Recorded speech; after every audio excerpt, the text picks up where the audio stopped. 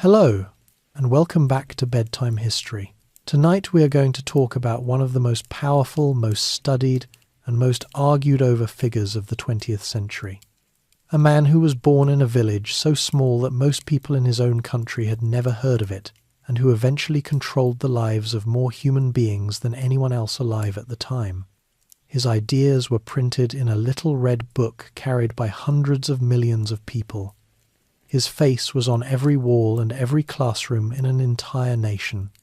He remade China completely, and in doing so, changed the shape of the modern world.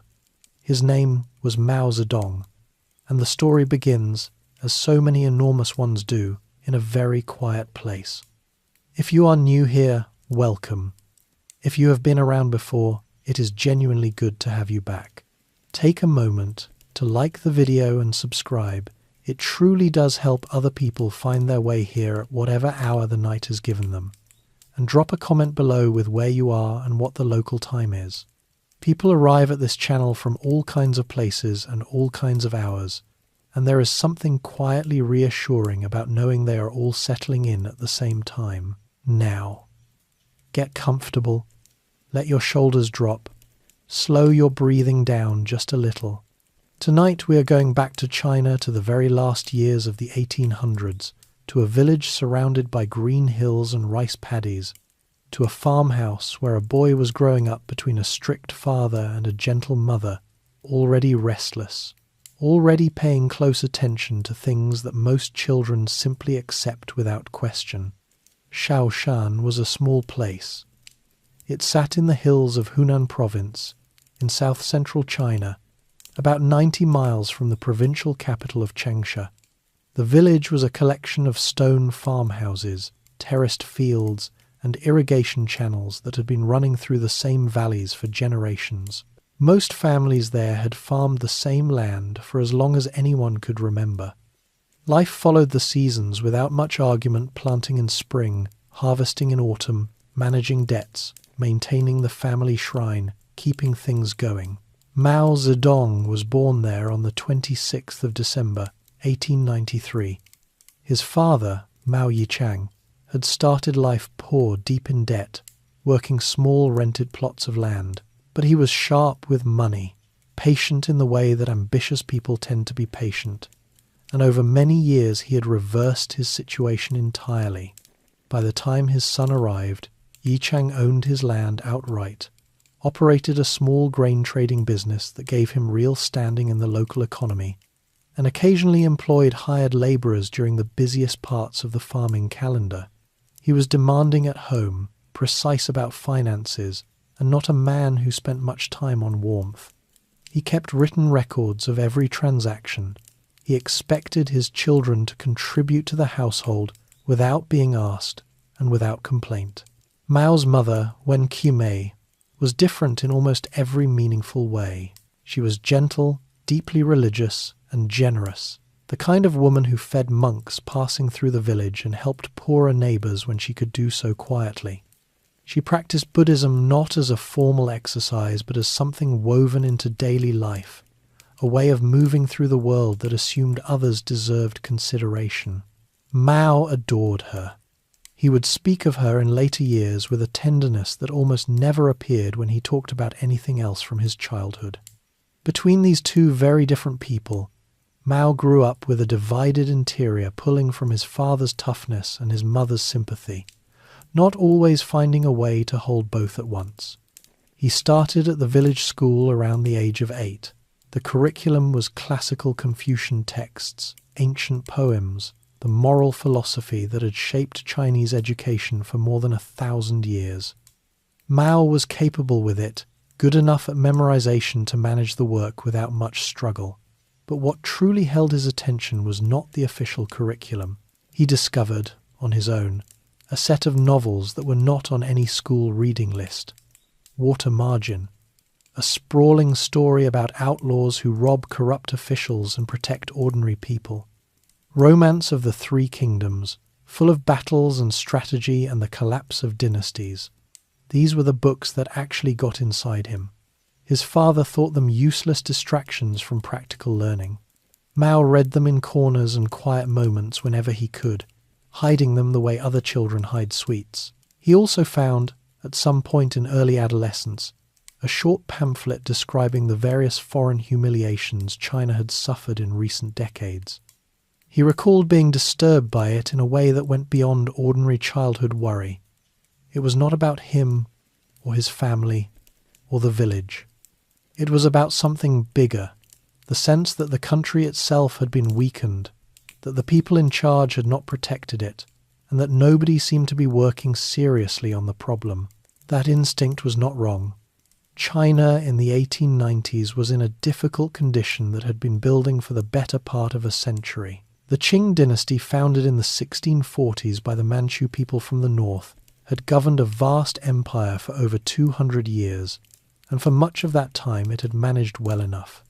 But starting in the middle of the 1800s, the pressures had become severe. The Opium Wars with Britain had ended in treaties that forced China to open its ports, pay large indemnities, and grant privileges to foreign nationals on Chinese soil. Then the Taiping Rebellion of the 1850s and 1860s, a massive civil uprising rooted in a strange mixture of Christianity and grievance, had killed somewhere between 20 million and 30 million people before it was suppressed. That catastrophe is almost never discussed in Western history, which says more about Western history than it does about the catastrophe. Then came the First Sino-Japanese War of 1894 and 1895. Japan, a country that had been borrowing and adapting from Chinese civilization for over 1,000 years, defeated the Qing military with an efficiency that shocked everyone, including the Japanese. China lost control of Korea and ceded Taiwan under the peace terms. The dynasty was still standing, but the ground beneath it had shifted badly. In Shaoshan, these events arrived as distant news carried in provincial papers, discussed in market conversations, absorbed as a kind of background unease rather than immediate crisis. The village still ran on grain prices and weather, but the larger story was already shaping the world into which Mao would eventually step. By the time he was 13, the situation at home had worn down to something like a permanent low-level standoff. His father pulled him from school and put him to work full-time hauling grain, recording transactions, helping manage the land. Mao did the work. He also watched carefully. He watched how his father spoke to hired labourers, how money shaped the way people held themselves around each other, how deference was performed by those who had less and expected by those who had more. He did not like what he saw, though he could not yet have explained precisely why. He also pushed back when he could. There is a story, repeated often enough that it likely contains real truth, of a moment when his father moved to humiliate him publicly in front of gathered guests. Mao threatened to walk into the family pond and stay there. His father relented. Mao was perhaps 14 at the time. He filed the lesson away carefully. Around the age of 16, with relatives serving as quiet go-betweens, Mao persuaded his father to let him transfer to a larger school in a nearby county. The negotiation was tense, and the departure was not warm, but Mao left. He walked out of Shaoshan carrying a small pack of belongings, a head full of stories about rebellious heroes, and a very unresolved sense of what he was supposed to do next. He did not know yet what was coming. He did not know about Marxism, or the Long March, or Tiananmen. He was just a farmer's son from a hill village, 17 years old, heading toward Changsha and whatever came after. Shaoshan stayed exactly as he left it. The rice terraces are still there today, carefully preserved, well lit, visited by millions of tourists every year who arrive by tour bus to see the birthplace of a man who spent much of his life trying to abolish the conditions that produced tour buses. There is a bronze statue, a museum, and a very large car park.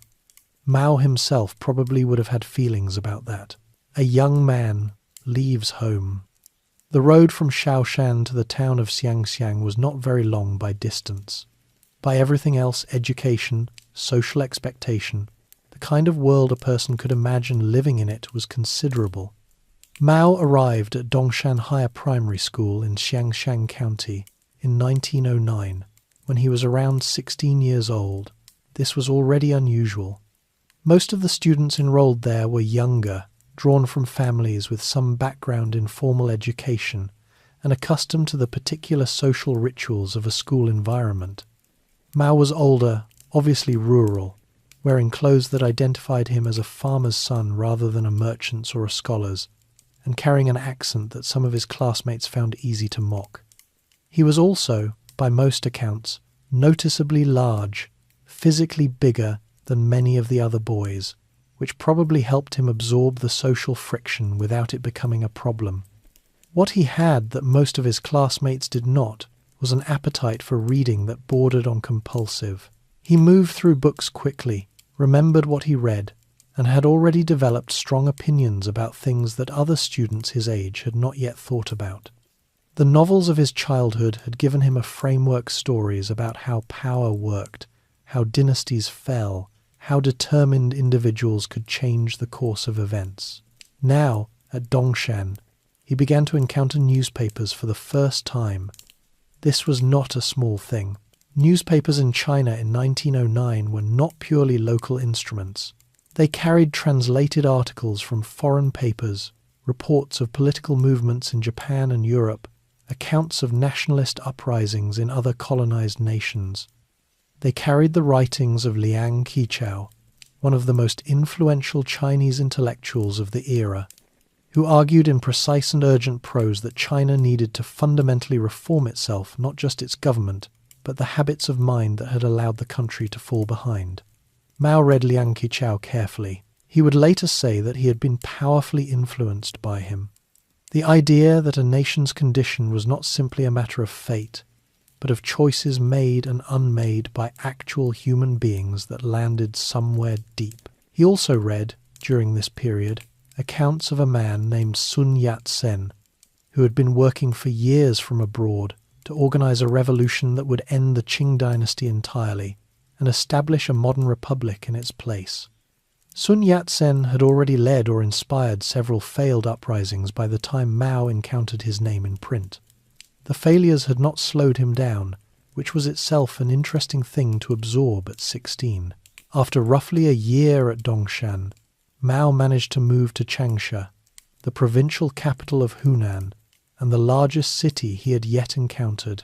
He enrolled in a secondary school there in the spring of 1911. Changsha had about 300,000 people at that point, markets that went on for blocks, printing houses producing pamphlets and journals that argued about China's future from a dozen different angles, and a general atmosphere of educated restlessness that Mao found enormously stimulating. He walked its streets with the alertness of a person who has been somewhere smaller for too long and is now taking everything in at once.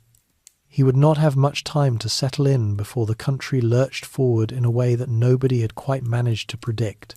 On the 10th of October, 1911, a date the Chinese would come to call the Double Tenth, a military uprising in the city of Wuchang, several hundred miles north of Changsha, set off a chain reaction that swept across multiple provinces within weeks.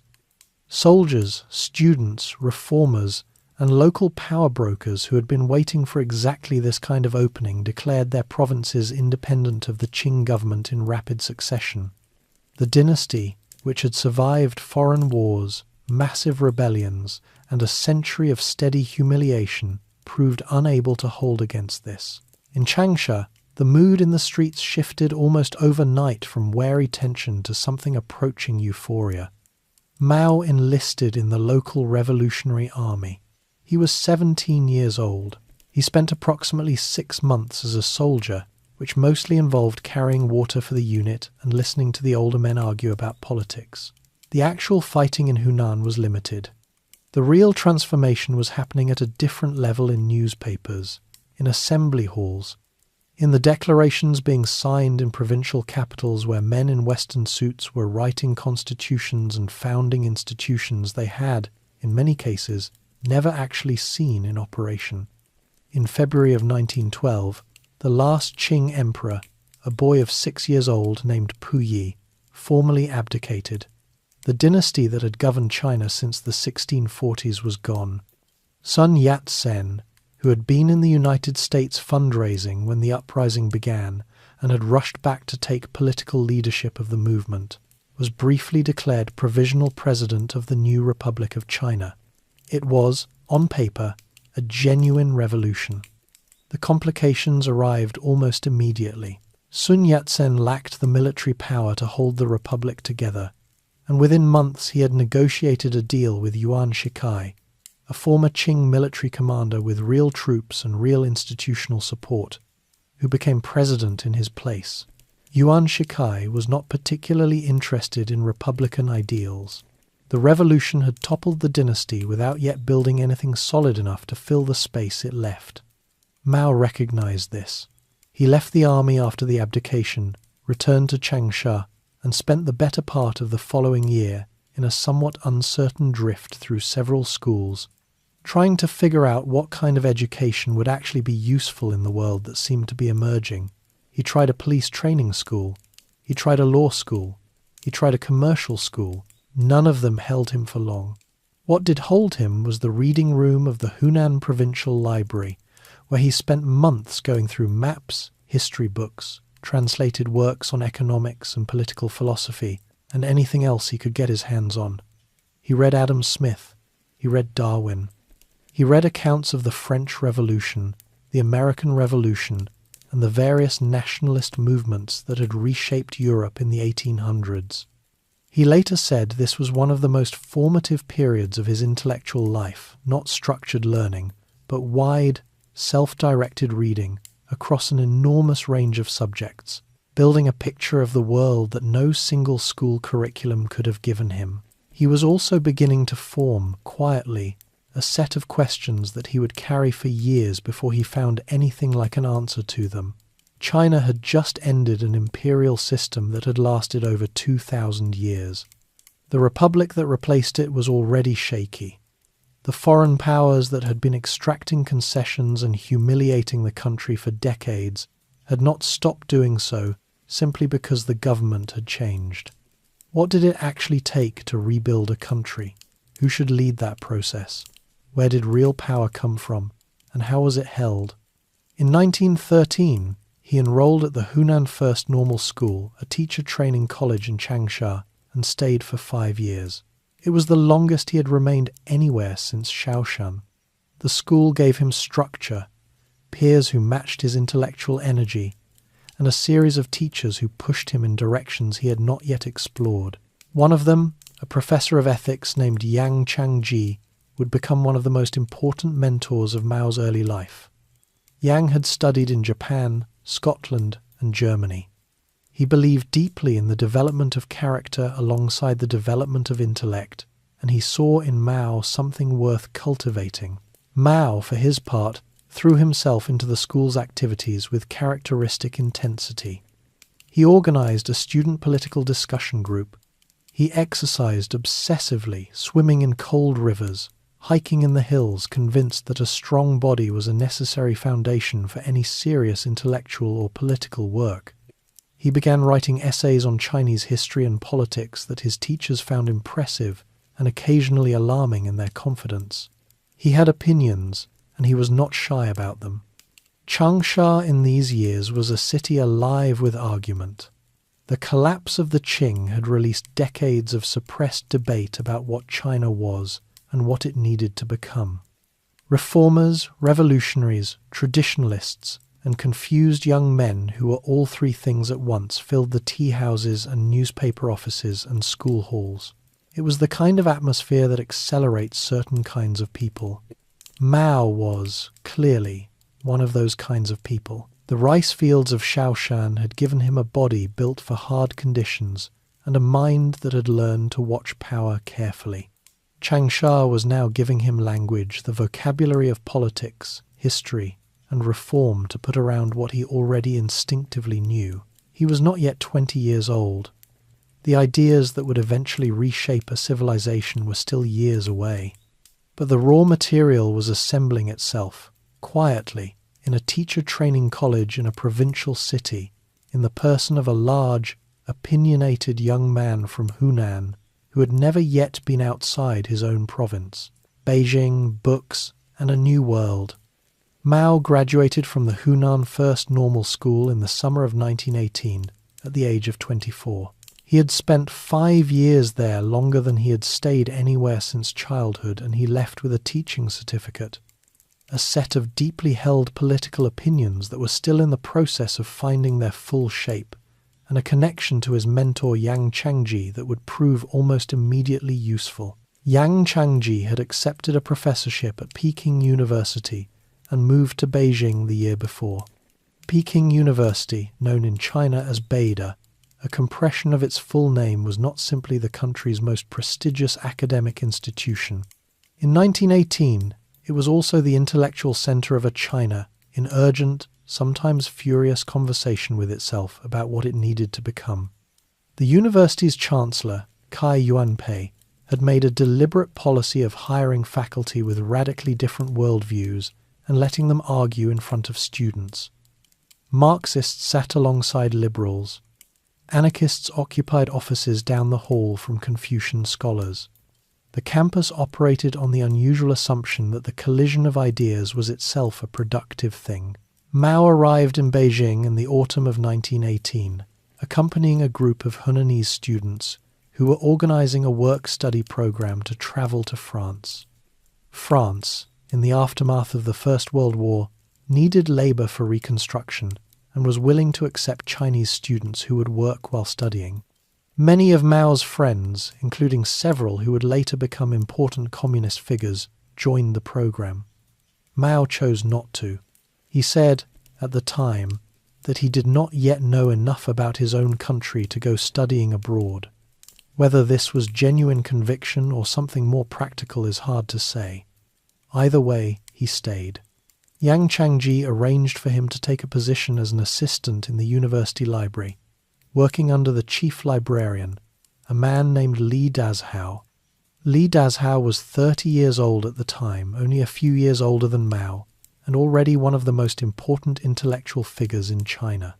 He had studied in Japan, read extensively in Western political philosophy, and arrived at a version of Marxism that he was actively adapting to Chinese conditions. He was warm, approachable, and genuinely curious about ideas from outside his own framework. In the summer of 1918, he published 2 essays in the journal New Youth, a widely read progressive magazine edited by the scholar Chen Duxiu, in which he argued that the Bolshevik Revolution in Russia the previous year was not merely a political event but the opening movement of a global transformation. Li Dazhao was not simply commenting on what had happened in Russia. He was building a case for why it was relevant to China. Mao's job involved registering visitors, organizing newspapers and periodicals, and keeping track of who was checking out what. It paid 8 yuan a month, which was not very much even by the standards of the day. He lived in a rented room with several other Hunanese students, all of them crowded into a space they described, without much exaggeration, as barely large enough to turn around in. Beijing winters are harsh, and their quarters were not well heated. The job, though modest, put him inside one of the most active intellectual environments in the country. He attended lectures when he could in ethics, philosophy, economics, and politics, though he was not enrolled as a student and was treated accordingly. He later recalled with some bitterness that professors who became famous in later years would not answer his questions after lectures because he was just a library worker from Hunan, not a proper student. The academic world, he noted, had its own version of the social hierarchies he had been irritated by since childhood. What the library gave him, directly, was Li Dazhao. Conversations with Li Dazhao introduced Mao to Marxism not as an abstract system but as a live analytical tool, a way of explaining why some people owned land and others worked it, why some nations accumulated power while others lost it, and what the historical forces were that pushed societies through phases of change. Mao was not immediately converted. He was reading widely across multiple frameworks at this point: anarchism, liberalism, the writings of various Chinese reformers, and had not yet settled on any single explanatory system. But the encounter with Li Dazhao left a mark. The idea that history moved according to structural forces, not simply the decisions of emperors and generals, fit something he had been circling around since his reading room years in Changsha. He also, during this Beijing period, fell in love. Yang Changji's daughter, Yang Kai-hui, was a student in her own right, thoughtful, educated, and politically aware in ways that matched Mao's own developing sensibilities. The relationship was quiet and did not fully develop until later, but it began here, in the overlapping social world of her father's household and the university campus. By early 1919, Mao returned to Changsha, partly to help organize work-study activities and partly because his mother had fallen ill. He took a teaching position at a primary school and began editing a student political journal. He was 25, back in the province he knew, but carrying back from Beijing a set of ideas and contacts that gave everything around him a different weight. Then the 4th of May arrived. The immediate cause of the May 4th movement was the Treaty of Versailles. China had contributed labor battalions to the Allied war effort during the First World War, over 100,000 men sent to France and Mesopotamia for non-combat work. The expectation, widely held and loudly expressed by the Chinese government at the peace conference, was that this contribution would be rewarded with the return of Shandong province, which had been under German control since the 1890s. Instead, the Allied powers handed Shandong's concessions directly to Japan, which had extracted secret agreements on the subject during the war. The Chinese delegation refused to sign the treaty. The news reached Beijing on the 3rd of May, 1919.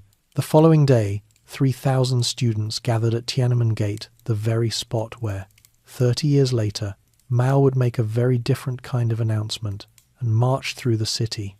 They attacked the homes of ministers they blamed for the capitulation. They called for a national boycott of Japanese goods. The protests spread rapidly to other cities. Merchants shut their shops in solidarity. Workers in Shanghai went on strike. For several weeks, the country experienced something that looked like a genuine popular movement, cutting across class lines, held together by shared anger at a foreign policy establishment that had failed the country once again. The May 4th movement meant different things to different people. To some, it was fundamentally a patriotic uprising against foreign domination.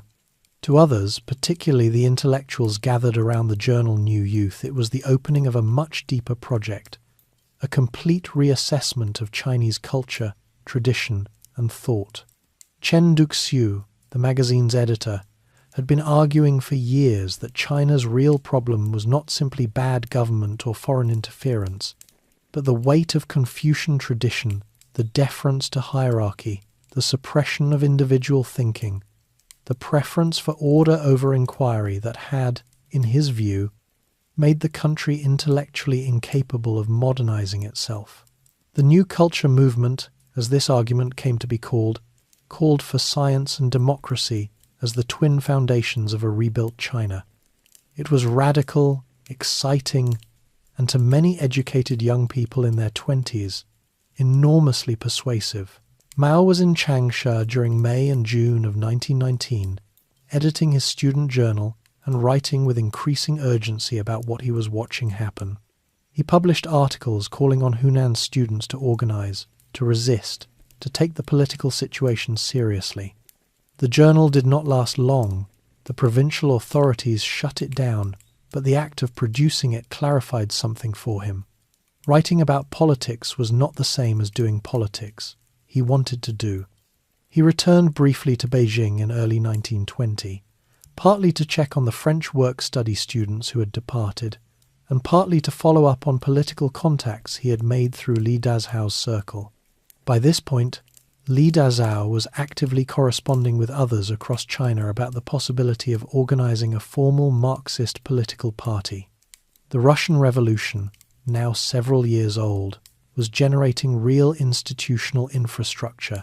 The Communist International, known as the Comintern, was reaching out to revolutionary movements in Asia, offering organizational guidance and modest financial support.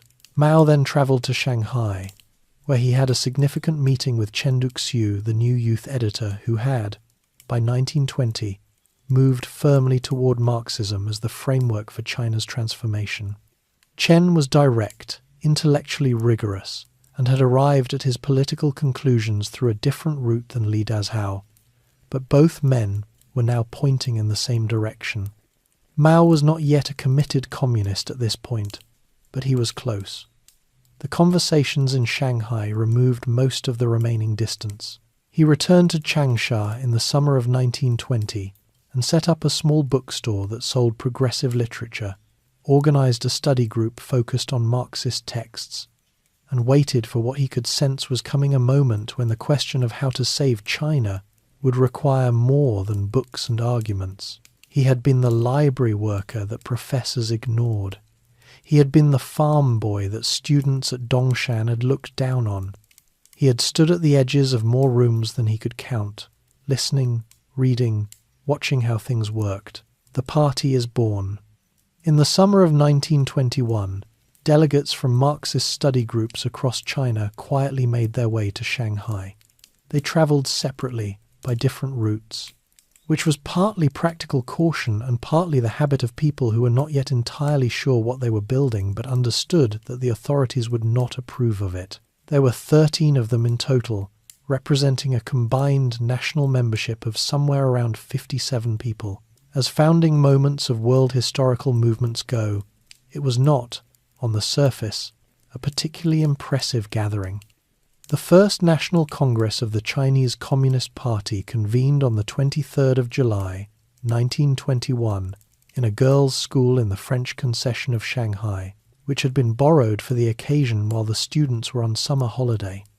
The French concession was one of the foreign-administered zones carved out of Shanghai under the unequal treaties, a stretch of streets that technically operated under French law, which the organizers calculated would give them more insulation from the Chinese police. This was reasonable thinking that turned out to be only partially correct. On the evening of the 30th of July, a suspicious figure appeared at the meeting place and looked around before leaving quickly. The delegates evacuated within minutes. A French police agent arrived shortly afterward, found the room empty, and searched it without result. The Congress finished its work on a boat on the South Lake near the city of Jiaxing, approximately 90 miles from Shanghai, drifting quietly on the water while the delegates completed their resolutions. It was an unusual setting for the founding of a political party that would eventually govern the most populous nation on earth. But circumstances had not offered better options. Mao was one of the 13 delegates, representing the Hunan branch of the movement.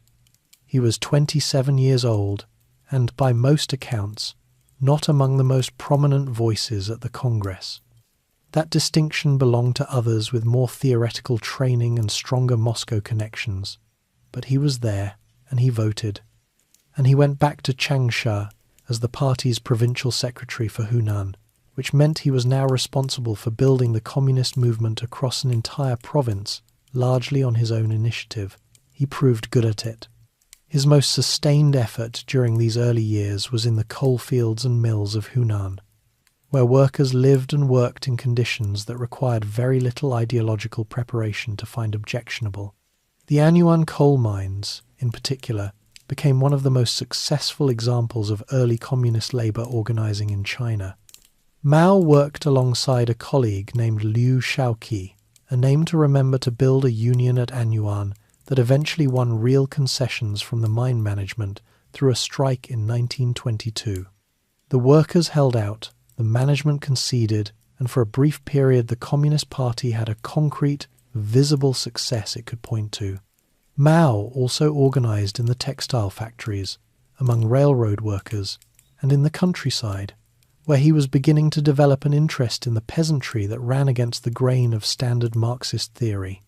The Soviet model, which the Comintern promoted and most Chinese communists accepted, held that the industrial working class, the urban proletariat, was the natural vanguard of any genuine revolution.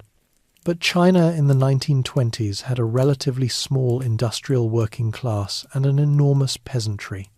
Hundreds of millions of farming families, many of them deeply poor and increasingly restless under the pressure of landlords, warlord taxation, and a government that seemed to exist mainly to extract from them. Mao kept noticing this. He was not yet prepared to make a formal theoretical argument about it, but the observation was accumulating. In January of 1923, the political landscape shifted significantly. Under pressure from the Soviet Union's Comintern, which held the view that China was not yet ready for a full socialist revolution and needed first to complete a bourgeois nationalist one, the Chinese Communist Party entered into a formal alliance with Sun Yat-sen's nationalist party, the Kuomintang. The arrangement was unusual by Leninist standards. Communists were allowed to join the Kuomintang as individuals while retaining their CCP membership, operating as a party within a party. Sun Yat-sen accepted Soviet organizational and financial assistance in exchange for the alliance, and began restructuring the Kuomintang along more disciplined Leninist lines with the help of Soviet advisors. The First United Front, as it was called, created a strange double life for men like Mao. He worked within Kuomintang institutions, at one point running its propaganda department in Canton, while simultaneously maintaining his Communist Party work. The two organizations shared goals in the short term: ending the rule of the warlords who had divided China among themselves since the collapse of Yuan Shikai's government, and reducing foreign imperial power. They disagreed, quietly and with growing intensity, about what came after. Sun Yat-sen died of liver cancer in Beijing in March of 1925, before the United Front's military plans could fully materialize. He was 58 years old. His death left a succession struggle inside the Kuomintang that would take the better part of 2 years to resolve, during which time various figures competed for the nationalist movement's future direction. That same year, on the 30th of May in Shanghai, British-commanded police in the international settlement opened fire on a crowd of Chinese demonstrators protesting the arrest of union organizers. Several people were killed. The incident ignited anti-imperialist protests across the country that lasted for months, energizing both the nationalist and communist movements simultaneously. Strikes shut down foreign-owned businesses. Boycotts targeted British goods. For a period, the general momentum of Chinese nationalist politics seemed unstoppable. Mao spent much of 1925 and 1926 moving between Shanghai, Canton, and Hunan, doing party work in various forms. He was not yet a dominant figure in the Communist Party's national leadership. The men above him had stronger theoretical credentials and closer ties to Moscow, but he was building a reputation as someone who understood the countryside in a way that most urban-educated party leaders did not. He crystallized this understanding in early 1927, when he travelled through Hunan province conducting a direct investigation of the peasant movement that had been gathering force in the rural counties. He visited 5 counties over 32 days, talking to farmers, local activists, and rural party members, watching the peasant associations that had formed in the previous year assert increasingly radical control over local affairs, seizing landlords' grain stores, tearing up debt records, sometimes physically parading landlords through the streets in dunce caps. It was disorganized, sometimes violent, and entirely outside the formal party structure. Mao wrote a report about what he had seen that was one of the more remarkable political documents of his early career. He argued that the peasant movement was not a problem to be managed or restrained, but a force of nature. His exact phrase was something like a tornado that could not be stopped, and that the Communist Party needed to place itself at the front of it, rather than trying to moderate it for the sake of the united front with the Kuomintang. The peasantry, he suggested, was the true revolutionary class in China, not the small urban proletariat.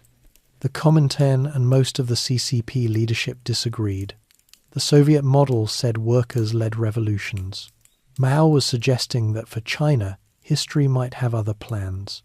The report was published, debated, and largely set aside by the party leadership in favour of maintaining the alliance with the Kuomintang. Meanwhile, the northern expedition, The Kuomintang's military campaign to unify China by marching north and crushing the warlords had begun in the summer of 1926 under the command of a general named Chiang Kai-shek. Chiang had emerged from the post-Sun Yat-sen succession as the dominant military figure in the nationalist movement, taking control of the party's military academy at Whampoa and building a base of loyalty among officers who owed their careers to him personally.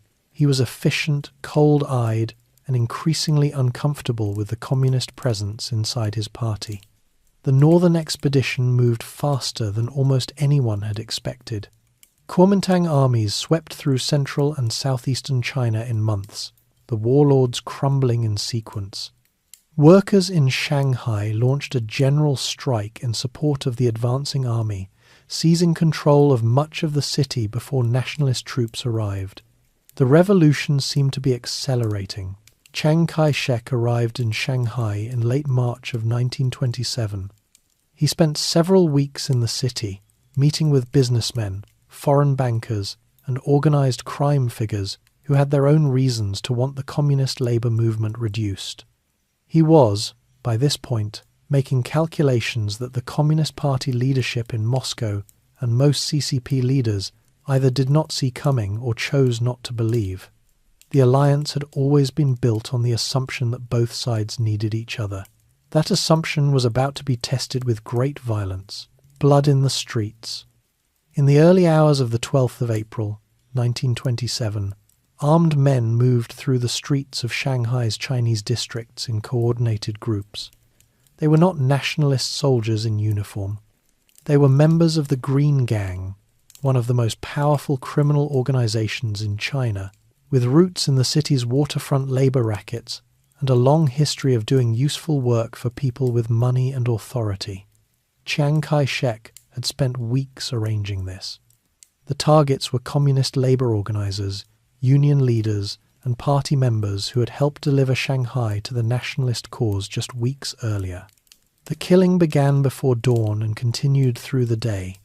Workers who came out to resist were shot. Union halls were surrounded and emptied at gunpoint. Anyone found with communist literature or connections was taken away, and most of them did not come back. By the end of April, the communist-led trade union movement in Shanghai had been effectively destroyed. The death toll was in the hundreds in Shanghai alone, and the violence spread rapidly to other cities under nationalist control: Guangzhou, Nanjing, Hangzhou, where local commanders carried out their own versions of the purge with varying degrees of thoroughness. The Chinese Communist Party lost somewhere between 10,000 and 25,000 members in the weeks and months that followed. The exact number has never been established with certainty. Many were executed. Many more went underground. Others simply stopped being communists and hoped nobody was keeping a list. The Wuhan government, a left-leaning faction of the Kuomintang that had broken with Chiang and was still nominally allied with the communists, briefly seemed like it might hold out as an alternative power center. It did not. By July of 1927, Wuhan had also purged its communist members, and the United Front was completely finished. The party that had counted 57 members in that borrowed schoolroom in Shanghai 6 years earlier had, through the purge, been reduced to a hunted organization with no territory, no reliable army, and a leadership that disagreed bitterly about what had just happened and whose fault it was. The Comintern in Moscow blamed the CCP leadership for not being aggressive enough. The CCP leadership blamed each other. Mao, who had been warning for months that the party was underestimating the tension building inside the alliance, was in no particular position to say he had told them so, because he was busy trying to survive. The party ordered several uprisings in the summer and autumn of 1927, calculated to demonstrate that the communist movement had not been broken. The most significant of these, and the one with the longest consequences for Chinese history, was the Nanchang Uprising on the 1st of August, led by Zhou Enlai and a military commander named Zhu De. The Nanchang rebels held the city for a few days before being driven out by nationalist forces, then retreated south in disarray. The date of the Nanchang Uprising, the 1st of August, 1927, is still celebrated as the founding date of what eventually became the People's Liberation Army, which tells you something about how founding myths work.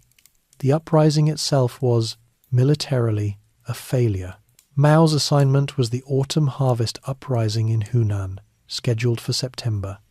The plan, drawn up by the party's central leadership, called for an insurrection across multiple counties, timed to coincide with the harvest season when peasant grievances were typically sharpest. Mao assembled a force of several thousand men, a mix of miners, peasant militias, and former soldiers, and launched the uprising in early September. It collapsed within days. The forces were poorly armed, poorly coordinated, and met by nationalist troops who were far better organized than the plan had assumed. One of Mao's columns was routed almost immediately. Another disintegrated when its commander was captured. By the time Mao pulled together what remained roughly 1,000 men, demoralized and depleted, it was clear that marching on Changsha, the original objective, was not a serious option. Here Mao made a decision that the party's central leadership explicitly rejected, and that would define everything that followed. Instead of pressing the attack as ordered, or disbanding and going underground, he led his remaining force southeast into the Jinggang Mountains, a rugged, densely forested range straddling the border between Hunan and Jiangxi provinces, largely outside the effective control of either provincial government. It was the kind of territory that tended to attract people with reasons to be elsewhere, which was more or less exactly where Mao and his 1,000 men now found themselves. The Jinggang Mountains were cold, heavily forested, and supplied by a road network that could charitably be described as theoretical. Local farmers grew enough to survive, and not much else. As locations to begin rebuilding a revolutionary movement went, it ranked somewhere between difficult and genuinely miserable. Two local bandit chiefs, Wang Zuo and Yuan Wensheng, already controlled parts of the mountain territory with their own armed bands. Mao negotiated with them, incorporated their forces into his own, and established a rough base in the town of Saiping. He was operating now entirely outside the party's central command structure, making decisions as the situation required them rather than as Moscow or Shanghai directed. This was either independent thinking or insubordination, depending on who was doing the describing. What he built in the Jinggang Mountains over the following months was small, fragile, and frequently on the verge of collapse from food shortages, disease, and nationalist encirclement campaigns. But it was also the first functioning red base area in China, a territory where Communist Party authority, however thin, was the operating reality. Mao introduced land redistribution policies within the base, taking land from landlords and distributing it to poor farmers, which built genuine local loyalty. He established a military discipline code that, by the standards of Chinese armies at the time, which were often indistinguishable from organized banditry, was notably strict.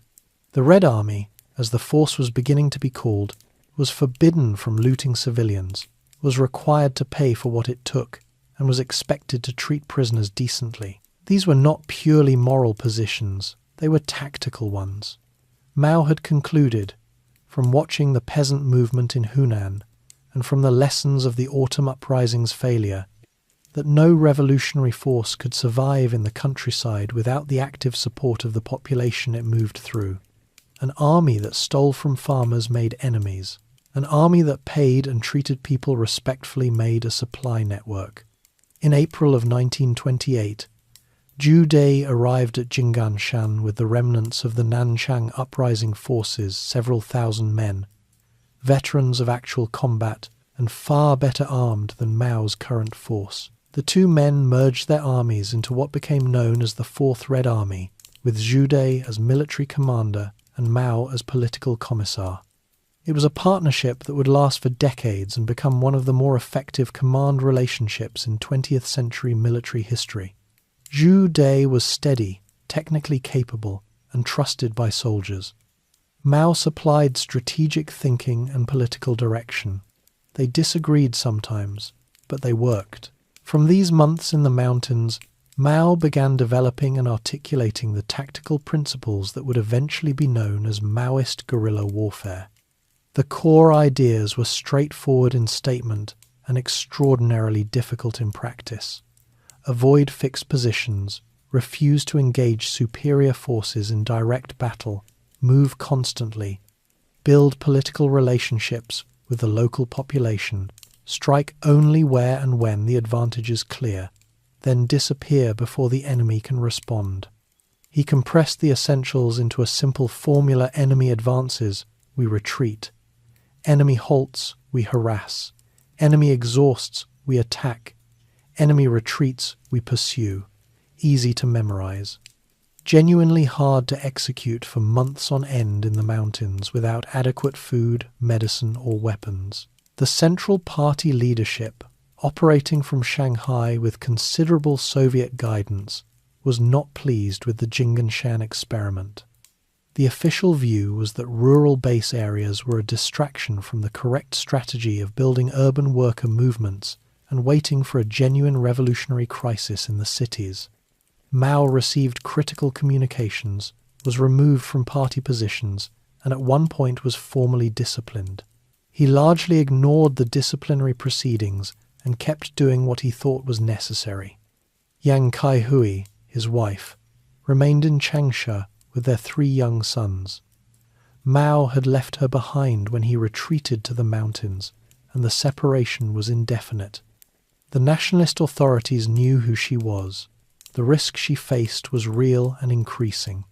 Mao was aware of this and unable to do anything about it from where he was. The mountains held, barely, and at considerable cost, but they held. The nationalist encirclement campaigns came and were survived. The food shortages were endured. The political arguments within the force were managed. The small base area expanded slowly into the surrounding counties. Something was being built. It was not yet clear what, exactly, but it was being built. The long march begins. By 1931, the Communists had moved out of the Jinggang Mountains and established a more substantial base area in Jiangxi province, centered on the town of Rujin in the province's southeastern corner. They called it the Central Soviet, a patch of rural China roughly the size of a small European country, with its own government, tax system, land redistribution program, and an army that had grown considerably from the 1,000 exhausted men who had climbed into the mountains 4 years earlier. The Jiangxi Soviet period was productive in some ways and deeply troubled in others. The Red Army repelled 4 successive nationalist encirclement campaigns between 1930 and 1933, each one larger and better organized than the last. The tactics that worked were the guerrilla methods Mao had developed: fluid, mobile, avoiding pitched battles, exploiting the army's knowledge of the local terrain against a larger force that could not be everywhere at once. Chiang Kai-shek threw more troops at each campaign, tightened the blockade, and watched the previous results repeat. The base area held. What did not hold was Mao's position within the party. The Communist Party's central leadership had, by the early 1930s, come under the influence of a group known informally as the 28 Bolsheviks Chinese Communists, who had studied in Moscow, spoke Russian, and carried the authority of Soviet backing. Their dominant figures were Wang Ming and Bo Gu, and they arrived back in China with strong views about correct Marxist-Leninist doctrine and limited patience for Mao's tactical improvisations. A German military advisor sent by the Comintern Otto Braun, who went by the Chinese name Li Di, provided professional military guidance that leaned heavily toward conventional positional warfare. Mao was progressively sidelined. He lost his formal military command role. His proposals were rejected at party meetings. For a period in 1933 and 1934, he was essentially a political figure without operational authority, watching from the margin, while the party's new leadership made decisions he believed were wrong. He had more personal reasons for grief during this period. In November of 1930, nationalist authorities in Changsha had arrested Yang Kaihui, his wife, who had remained in the city with their 3 sons while Mao was in the mountains. She was held, interrogated, and offered her freedom if she would publicly denounce her husband and the Communist Party. She refused. She was executed on the 14th of November, 1930. She was 29 years old. Mao did not learn of her death for some time. When he did, the record suggests he was genuinely devastated, a response that sat awkwardly alongside the fact that he had already, by 1928, formed a relationship with a young woman named He Zizhen, who had joined the Jinganshan base and became his companion for the years that followed. These overlapping arrangements were not unusual for leading men in revolutionary movements, and the party did not make much of it. But Yang Kaihui's death was a loss of a specific kind that could not be rationalized into anything cleaner than it was. The fifth and final nationalist encirclement campaign, launched in the autumn of 1933, was different from the previous four. Chiang Kai-shek had learned from his failures. He hired German military advisors, constructed a methodical system of blockhouses and roads that allowed him to advance slowly and consolidate each gain before moving further, and deployed nearly 1 million troops in a coordinated compression of the Soviet base. The Red Army, now under Braun and Bogu's direction, fought back with positional tactics defending fixed lines, giving battle where the enemy was strongest. It was the approach Mao had argued against, and it failed in precisely the ways he had predicted. By the summer of 1934, the Jiangxi Soviet was being squeezed into a shrinking perimeter. Food was running short. Casualty rates were unsustainable. The leadership that had sidelined Mao spent several months preparing a breakout in secret, and on the night of the 15th of October, 1934, the Red Army crossed the nationalist blockade lines and began what would become known as the Long March. Approximately 86,000 people moved out that night: soldiers, party officials, and a small number of women, including He Zizhen, who was pregnant. They carried weapons, equipment, printing presses, and enough bureaucratic material to suggest the leadership had not entirely let go of the idea that the entire Soviet apparatus could be relocated intact. Moving that volume of material through unfamiliar territory, with nationalist forces closing behind, turned what might have been a rapid escape into a slow-moving column that was visible from considerable distance. The first major catastrophe came at the Xiang River in Guangxi province in late November of 1934. The Red Army needed to cross the river, and crossing took far longer than planned because of the volume of equipment and the pace of the column. Nationalist air and ground forces found the crossing point and attacked for 5 days while the army was stretched across the river and unable to maneuver. The Red Army lost approximately 30,000 men at the Xiang River, killed, wounded, or scattered, reducing the force to somewhere around 30,000 survivors. The central leadership had been moving the army in a direction that was already costing it at a rate it could not sustain. The Zunyi Conference, held in January of 1935 in the city of Zunyi in Guizhou province, was the moment things changed. It was an emergency meeting of the party's senior leadership, called because the losses at the Xiang River and the general failures of the encirclement defense had made the existing command arrangement impossible to defend. Over several days of argument, Mao pressed his critique of Braun and Bogu's military leadership with the support of several key allies, including Zhou Enlai, who shifted his position in Mao's favour at a critical moment. The outcome was not a complete transfer of power. The party's internal politics were more layered than that, but it was a decisive shift. Otto Braun was effectively removed from military authority. Mao was elevated to a new standing committee position and given real influence over military decisions. It was the first time in years that he held genuine command authority, and he moved quickly to change how the march was being conducted. What followed the Zunyi Conference was still an ordeal by any measure, but it was a differently managed one. Instead of marching toward a fixed destination while nationalist forces converged, the Red Army began moving fluidly, doubling back, crossing the same rivers multiple times, keeping nationalist commanders uncertain about where it was going. Chiang Kai-shek's forces, expecting a broken army retreating in a straight line, could not quite get ahead of it. The march went north and west through some of the most physically demanding terrain in China. The army crossed the deep gorges of Yunnan province, where the Jinsha River runs at the bottom of canyons several thousand feet deep. They took the chain suspension bridge at Luding the Luding Bridge, crossing the Dadu River on chains, while nationalist defenders at the far end attempted to hold the position. The crossing became one of the Long March's foundational stories, and was celebrated for decades afterward in Chinese communist history, with an enthusiasm somewhat in excess of the available military records. They crossed the great snow mountains, the high Tibetan plateau passes where the altitude killed men who had survived battles, and where the cold at the summits was of a kind that soldiers from Hunan had not been designed for. Zijen had given birth to a child during the march, a baby they were unable to keep with them. She was left with a peasant family along the route. Zijen never found the child again.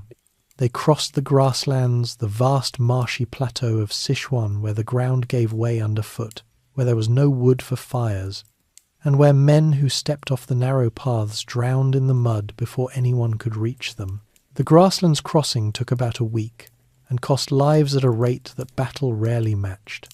By October of 1935, the survivors reached the Shaanxi Soviet in northern China, an existing but small communist base area that became the destination largely because it was where they ended up, rather than where they had originally been heading.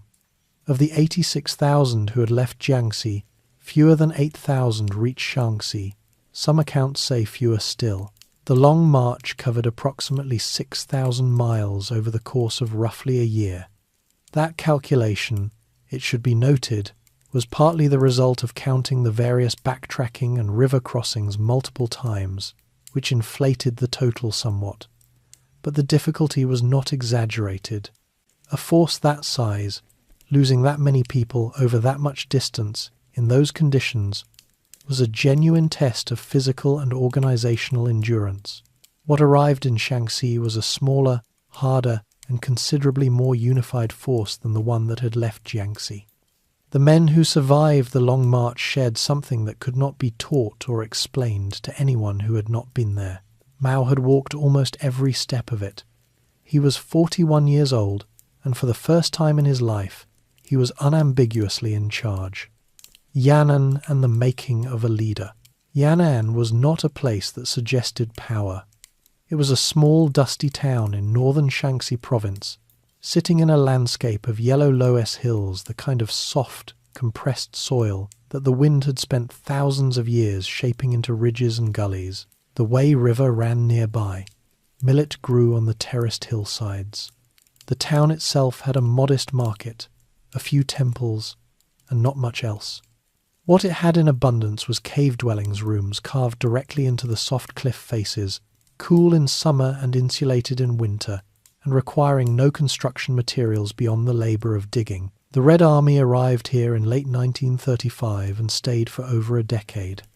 Yan'an became the capital of a communist base area that expanded slowly as the political circumstances of China shifted around it, and the cave dwellings carved into the hills around the town became offices, classrooms, hospitals, printing houses, and homes.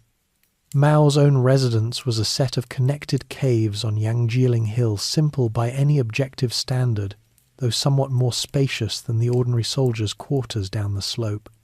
Daily life in the Yan'an base area had a texture that visitors from the outside world, and several did come, including the American journalist Edgar Snow, who arrived in 1936 and spent months interviewing Mao and other leaders, found simultaneously austere and strangely energetic.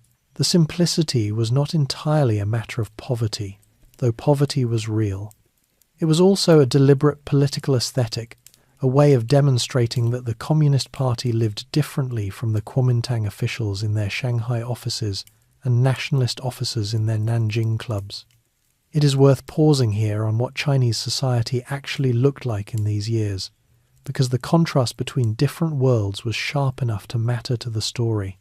In Yan'an and the communist base areas, almost everyone wore the same padded grey or blue cotton uniform: soldiers, students, party officials, and local farmers who had joined the cause. The fabric was rough. Footwear was typically straw sandals or cloth shoes.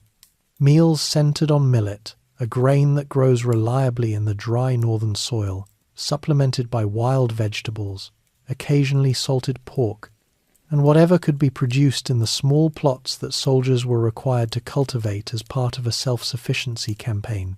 There were no private restaurants. Rations were distributed by rank, but the gaps between ranks were deliberately narrow. A senior party official ate better than a private soldier, but not so much better that anyone thought it was worth mentioning. In the nationalist-controlled cities of the East Shanghai, Chongqing, Chengdu, the distance between social classes ran in the opposite direction. Shanghai's wealthy residents moved through a world of tailored qipao dresses for women and Western suits for men, French and American imported goods in department stores on Nanjing Road, and restaurants serving Cantonese and Shanghainese cuisine at prices that a factory worker could not cover with a week's wages.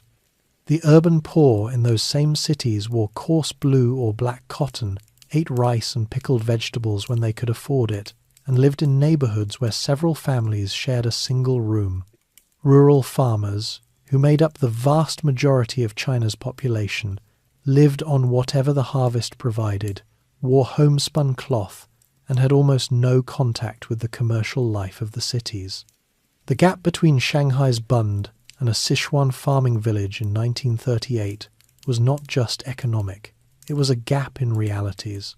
Mao understood this gap, had grown up adjacent to it, and built his entire political philosophy around it. The Yan'an period gave him time and relative stability to put his thinking into more formal shape.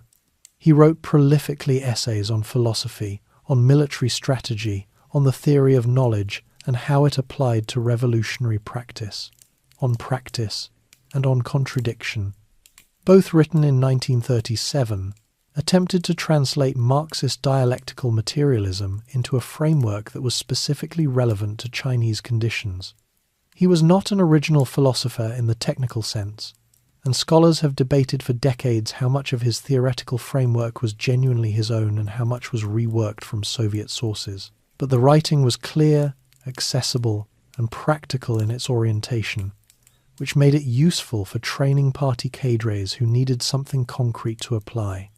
He also wrote On Protracted War in 1938, his most systematic statement of military strategy, which argued that China could not defeat Japan quickly, but could outlast it through a long struggle that exhausted the occupying force's capacity to sustain an overseas campaign. The argument turned out to be correct, though not in the way Mao imagined. It was ultimately American military pressure in the Pacific that broke Japan, not communist guerrilla resistance. Still, the framework held. The Second Sino-Japanese War had begun in July of 1937, with a skirmish at the Marco Polo Bridge outside Beijing, a minor incident that escalated rapidly because both sides were by then looking for a reason to fight. Japanese forces moved swiftly across northern and eastern China, taking Beijing, Shanghai, and then Nanjing, the nationalist capital, in quick succession. In Nanjing, Japanese troops carried out a sustained atrocity against the civilian population over the winter of 1937 and 1938, killing somewhere between 100,000 and 300,000 people. The numbers are still disputed. The scale is not. Chiang Kai-shek moved his government further inland to Chongqing in Sichuan province and prepared for a long defense. The communists, who had formed a second united front with the nationalists following the Xi'an incident of December 1936, in which Chiang had been kidnapped by two of his own generals who wanted him to stop fighting. Communists and Focus on Japan technically operated as part of the national resistance. In practice, the two parties competed as much as they cooperated, and the communists used the war years to expand their base areas and build their army, while the nationalists bore most of the direct military burden against Japan. The Yan'an years were also when Mao took firm and lasting control of the Chinese Communist Party itself. His method was the rectification campaign of 1942 to 1944, a sustained internal political campaign aimed at eliminating Soviet-style dogmatism, establishing Marxism adapted to Chinese conditions as the party's intellectual standard, and making clear to every member of the organization that correct thinking meant thinking as Mao did. The campaign involved intensive study of Mao's writings alongside critical texts on incorrect party behavior, followed by mandatory sessions of self-criticism in which participants confessed to ideological errors. These were not gentle conversations. The social pressure within small groups to produce adequate confessions was intense, and for some party members it extended to interrogation and detention. Hundreds of people were investigated as suspected spies or counter-revolutionaries, with results that ranged from rehabilitation to execution. What the rectification campaign produced, when it was done, was a party that had been remoulded around a single ideological center. The 28 Bolsheviks and their Soviet-trained influence had been decisively displaced. Wang Ming, who had led them, was reduced to a marginal figure. The Seventh Party Congress in 1945 formally enshrined Mao Zedong thought in the party constitution as the guiding ideology, a step that no previous communist leader had taken in quite that form. The party had become, in a real sense, Mao's. His personal life had also reorganized itself during the Yan'an years. His Zizhen, who had suffered multiple wounds during the Long March and had lost the child she bore on the road, travelled to the Soviet Union for medical treatment in 1937 and effectively did not return. In 1939, Mao married Jiang Qing, a young actress from Shanghai who had come to Yan'an and worked her way into the political and personal circles around him. The senior party leadership was not enthusiastic. They allowed the marriage on the understanding that Jiang Qing would stay out of active politics. It was a promise that held for roughly 2 decades before it stopped holding entirely, with consequences that would affect tens of millions of people. Edgar Snow's book about his Yan'an visit, Red Star over China, published in 1937, reached enormous audiences in both the West and among overseas Chinese, presenting the communists as disciplined, idealistic reformers untouched by the corruption that was visibly eating the nationalist government. The portrait was not entirely wrong, but it was substantially incomplete. Snow was a good journalist who could only report what he was shown. What he was shown had been organized by people who understood the value of a favorable foreign correspondent. The Japan War was creating the conditions under which one side would eventually win China entirely. The nationalists were spending men and resources defending cities. The communists were expanding into the countryside behind Japanese lines, building administrative structures, training cadres, and adding to their army steadily. By 1945, when Japan surrendered, the communists had somewhere between 90,000 and 120,000 armed troops in 1937. They had over 900,000 by the war's end, plus a militia several times that size. The caves of Yan'an had been more productive than they looked. The final civil war, Japan's surrender in August of 1945, did not produce peace in China. It produced a race. Both the communists and the nationalists understood immediately that the end of the war was not the end of their conflict, but the starting gun for its final phase. Whoever moved fastest to occupy the territories Japan had held, the cities, the railways, the weapons depots, would hold the material advantage going into whatever came next. American transport planes began airlifting nationalist troops into major eastern cities within days of the surrender announcement. The communists, who controlled much of the countryside surrounding those cities, moved to intercept Japanese supply lines and collect abandoned equipment before the nationalists could reach it. In Manchuria, the Soviet Union, which had declared war on Japan in the final days of the conflict and swept through the region with its armies, occupied Japanese military installations and then, by arrangement and by informal transfer, handed substantial quantities of weapons and equipment to communist forces as they moved in. The nationalists, who had expected the Soviets to support their government as the recognized authority in China, watched this happen with considerable alarm and very little ability to stop it. Mao flew to Chongqing in late August of 1945 for negotiations with Chiang Kai-shek. The trip itself was a calculated piece of political theatre. Mao had not been on an airplane before and was not known for welcoming physical risk. But he went partly because refusing would have made the communists appear unwilling to pursue a peaceful settlement, and partly because he understood that the negotiations were less about reaching an agreement than about being seen to try. American Ambassador Patrick Hurley flew with him. The gesture of good faith was photographed extensively. The Chongqing negotiations lasted 6 weeks and produced a document called the Double Tenth Agreement, signed on the 10th of October, 1945, the same calendar date as the 1911 revolution, which both sides presumably found meaningful. The agreement promised a political consultative conference, a unified national army, and a constitutional government. It resolved essentially nothing. Both sides continued moving troops into contested areas while the ink was still wet. The gap between what the two parties were willing to concede was too large to bridge in any negotiation, and neither side trusted the other enough to make the concessions that might have mattered.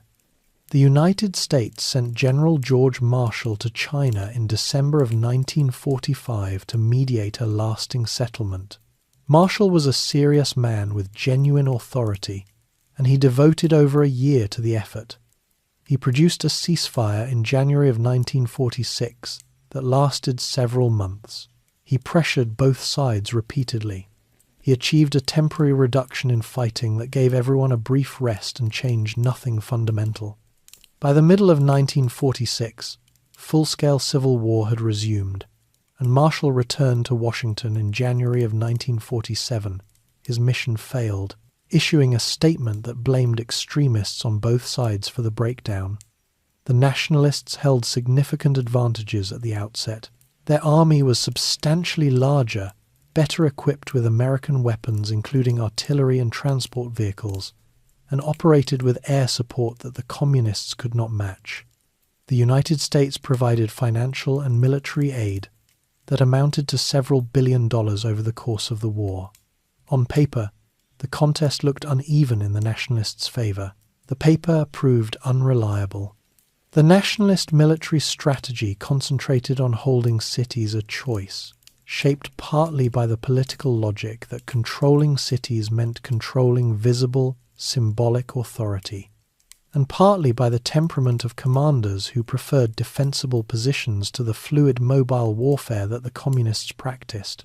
This meant that nationalist forces tended to garrison urban centres while communist forces controlled the countryside surrounding them, which in turn meant that the nationalists were dependent on supply lines running through communist-controlled territory. It also meant that the communists could choose when and where to fight while the nationalists had to wait to be attacked. Land reform did the rest. Wherever communist forces moved into new territory, they implemented land redistribution, taking land from landlords and distributing it to poor farmers with a directness and speed that cut through years of accumulated rural resentment. Farmers, who had just received their own land for the first time, had a concrete, immediate reason to support the army that gave it to them. They provided intelligence, food, labour for transportation, and sons to the recruitment drives. The nationalist government had promised land reform for years and had consistently failed to deliver it because the landlord class was too embedded in the political structure that kept the nationalists functioning. By late 1947, the military balance was shifting. Lin Biao, a quiet, methodical commander who had been building the communist forces in Manchuria since the end of the Japanese War, had turned his army into one of the most effective fighting forces in China. His campaigns in Manchuria wore down the nationalist garrison force through a combination of siege, maneuver, and relentless pressure on supply lines. The nationalists poured reinforcements into Manchuria, tying down large numbers of their best troops in a theatre where the communists controlled most of the countryside and could sustain operations indefinitely while the cities slowly starved. Manchuria fell to Lin Biao's forces in late 1948, after a series of battles that encircled and destroyed nationalist armies that had been considered among Chiang Kai-shek's most reliable units. Several 100,000 nationalist troops were captured or defected. Then came Huaihai. The Battle of Huaihai, fought across the flat plains of Jiangsu and Anhui provinces from November of 1948 through January of 1949, was one of the largest land battles of the 20th century and one of the most decisive. Communist forces under the overall direction of Deng Xiaoping and Chen Yi encircled multiple nationalist army groups in a campaign that lasted 65 days. Approximately 500,000 nationalist troops were killed, wounded, or captured. The nationalist government had nothing left with which to defend central China. The battle broke the back of the organized nationalist military resistance in a way that could not be repaired. Beijing fell in January of 1949 without a fight. General Fu Zuoyi, commanding the nationalist garrison, negotiated a peaceful handover after weeks of pressure, accepting safe conduct for his forces rather than subjecting the city to a siege. It was a pragmatic decision that preserved Beijing's ancient buildings and monuments from the kind of damage that several other cities had suffered, which is the sort of consideration that becomes important when the outcome is not actually in doubt. Nanjing, the nationalist capital, fell in April. Chiang Kai-shek had already moved the government apparatus and the national treasury, along with a significant portion of China's gold reserves, to Taiwan. The retreat to the island had been in preparation for months. Shanghai fell in May. The communists swept through South and Southwest China over the summer and autumn, the remaining nationalist resistance crumbling province by province with a speed that surprised even the communist commanders. Chiang Kai-shek formally relocated the Republic of China government to Taipei, Taiwan, in December of 1949. He declared that this was a temporary measure and that his government would return to the mainland. He and his successors would maintain this position for decades. The return did not happen. In Washington, the fall of China to the communists generated an extended political crisis. The question of who lost China occupied American politics for years and contributed to the climate in which McCarthyism flourished. The framing of the question itself was revealing. It assumed China had been America's to lose, which was an interesting assumption about a country of 500 million people that had spent the better part of a century resisting the idea that foreign powers had rights over its internal affairs. On the communist side, the speed of the final victory had exceeded even optimistic projections. The civil war that most military observers in 1945 had expected to last for years had been decided substantially in 3 years. The reasons were military, political, economic, and social. The nationalist government had been losing not just battles, but the basic contest for legitimacy, corroded by inflation, corruption, and the accumulation of broken promises, while the communists had been building exactly the kind of administrative and military infrastructure that could sustain a long campaign. By September of 1949, Mao was in Beijing, in the old imperial city that had been the center of Chinese civilization for centuries, preparing to announce something that had not happened in China since the founding of the Republic 38 years earlier.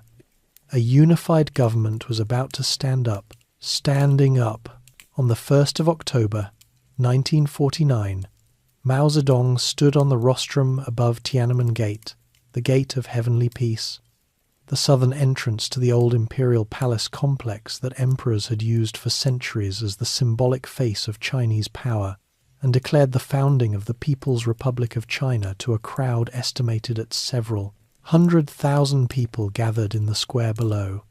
He had already made the statement that would become the most quoted line of his career several days earlier. At the opening session of the Chinese People's Political Consultative Conference on the 21st of September, the Chinese people, he said, had stood up. The line landed differently depending on who heard it, but its basic meaning was understood across the country in the same way. The long period of national humiliation, the unequal treaties, the foreign concessions, the warlords, the Japanese occupation, the sense of a civilization that had lost control of its own fate was over. Whatever came next, it would be determined by Chinese people under Chinese leadership. The new government organized itself around the supremacy of the Chinese Communist Party, with Mao as chairman of both the party and the new state. Zhou Enlai became premier and foreign minister. Liu Shaoqi, the labor organizer from the Anyuan mine days, held a senior party position. The state structure was modeled broadly on Soviet lines, with ministries, planning bodies, and a military structure integrated into the party hierarchy.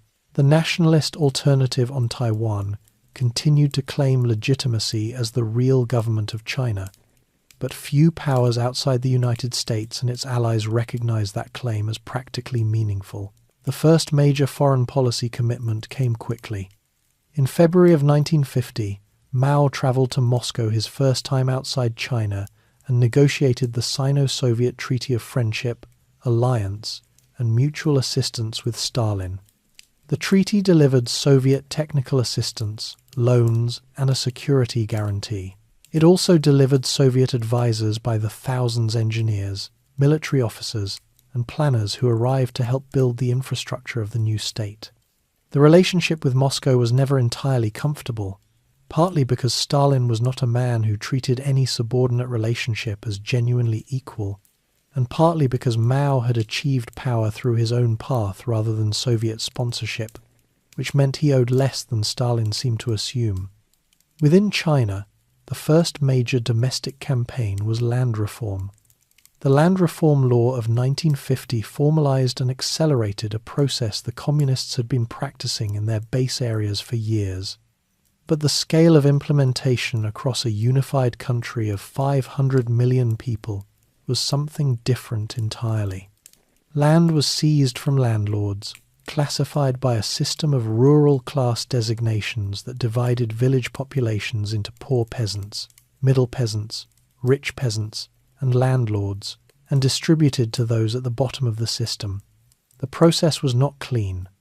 In most villages, land reform included public accusation meetings assemblies at which landlords and accused class enemies were brought before their neighbours and subjected to criticism, denunciation, and judgment. Many were beaten. A significant number were executed. Estimates of the total deaths associated with land reform vary widely, but serious historians place the figure in the range of 1 to 2 million, with some estimates running considerably higher. For the hundreds of millions of farmers who received land they had previously worked for someone else, the reform was transformative in an immediate, concrete way. Land in your name, controlled by your family, meant something that no amount of political explanation could improve on. Rural support for the new government, which had been substantial in communist-controlled areas during the Civil War, deepened further. The marriage law of 1950 ran alongside the land reform campaign and addressed a different dimension of Chinese social structure. It outlawed arranged marriages, established the right of both parties to consent to or refuse a marriage, gave women the legal right to initiate divorce, and prohibited the purchase or sale of brides. The law was not uniformly enforced, particularly in rural areas where traditional marriage practices were deeply embedded, but it represented a formal break with the Confucian family structure that had governed Chinese domestic life for over 2,000 years. The change was real enough that it generated resistance in places where local officials found it more convenient to ignore the law than to enforce it. The Korean War interrupted and reshaped the new government's early priorities. When North Korean forces crossed the 38th parallel in June of 1950, the United States intervened under United Nations authorization and drove the North Korean army back to the Chinese border by autumn. Mao made the decision to enter the war in October of 1950 over the strong objections of several senior colleagues who argued that the new government was not ready for a military confrontation with the United States. His reasoning combined genuine security concerns about American forces on the Yalu River border with a political calculation that China needed to demonstrate it could not be intimidated. Chinese forces, called the Chinese People's Volunteers, a designation that preserved the technical fiction that China and the United States were not at war, crossed into Korea in late October and drove the American-led forces back south in a series of offensives that genuinely surprised the American command. The war eventually stabilized near the original border, where it had started, and an armistice was signed in July of 1953. China had fought the most powerful military force in the world to a standstill. The cost was severe. Chinese casualties were somewhere between 180,000 and 400,000 killed, depending on the source, but the political effect domestically was exactly what Mao had calculated. The new government had proved it would fight. At home, the early 1950s saw a succession of mass campaigns that the new government used to consolidate control and reshape social behavior simultaneously. The campaign to suppress counter-revolutionaries, running alongside land reform, targeted former nationalist officials, suspected spies, and people classified as enemies of the new order. The Three Anti-campaign of 1951 went after corruption, waste, and excessive bureaucracy within the party and government itself, a signal that the new leadership understood that its own apparatus needed watching. The Five Anti-campaign followed shortly after, targeting capitalists and businessmen for bribery, tax evasion, fraud, and theft of state property. These campaigns were conducted through a combination of denunciation, public confession, and legal proceedings, with outcomes ranging from fines to execution depending on the severity of the accusations and the political temperature of the moment. The campaigns served multiple purposes beyond their stated objectives. They trained the population in the rituals of political participation that the new system required: the accusation meeting, the self-criticism session, the public demonstration of correct thought, and they established the pattern that mass mobilization could be deployed as a tool of governance. The population learned, in these early years, that political engagement was not optional, that silence could be as dangerous as dissent, and that the boundary between legitimate criticism and counter-revolutionary activity was determined by the party, not by any fixed legal standard. The physical landscape of the country was also being rebuilt. Soviet-assisted construction projects produced factories, power plants, railways, and dams at a pace that genuinely transformed industrial output. The first five-year plan, running from 1953 to 1957 and modelled closely on Soviet planning, achieved substantial industrial growth. Steel production increased. Coal output expanded. New rail lines were laid across regions that had had almost none. The statistics were real, even if the planning methods produced inefficiencies that would become more visible over time. By the mid-1950s, China looked, to outside observers and to many of its own people, like a country that had successfully stabilized after decades of war and disorder. The streets of Beijing and Shanghai were orderly. Crime had been reduced significantly through a combination of policing and the social pressure of neighborhood committees that monitored everyone's behavior. Literacy campaigns were underway. The inflation that had destroyed the nationalist government's credibility had been brought under control. There was food, broadly speaking, and there was work. The system that produced all of this was also a system without independent courts, without a free press, without political opposition of any kind, and with a demonstrated willingness to use mass violence against defined class enemies. These things existed simultaneously. Neither cancels the other out. Both belong to the same account. Mao was 55 years old in 1949, at the height of his political effectiveness, and presiding over a country that was, genuinely, recovering. The question of what he would do with the next decade was not yet answered. The experiments were about to begin. Steel, sparrows, and catastrophe. The mid-1950s were, by the standards of what had come before and what was coming next, a period of relative stability. The Korean War had ended. The land reform campaigns had run their course. The Soviet-assisted 5-year plan was producing measurable industrial growth. Mao, however, was not a man who found stability particularly comfortable. He was watching the Soviet Union, where Nikita Khrushchev had delivered a speech in February of 1956 that openly denounced Stalin's cult of personality, his purges, and his errors. The speech was supposed to be a closed-door address to party delegates and was almost immediately leaked to the wider world. It landed in Beijing with complicated weight. On one level, the de-Stalinization movement in Moscow validated Mao's long-standing view that the Soviet model should not be followed mechanically. On another level, a Communist Party officially dismantling the legacy of its founding leader raised questions that someone in Mao's position had every reason to find unsettling. His response, in part, was the 100 Flowers campaign of 1956 and 1957, an invitation to intellectuals, academics, and professionals to offer genuine criticism of the party's work, framed by the slogan, "Let 100 flowers bloom, let 100 schools of thought contend." The invitation appeared sincere. Whether it was, or whether it was a deliberate trap to identify critics who could then be dealt with, has been debated ever since. What is clear is that the criticism that emerged was far harsher and more widespread than the party leadership had expected.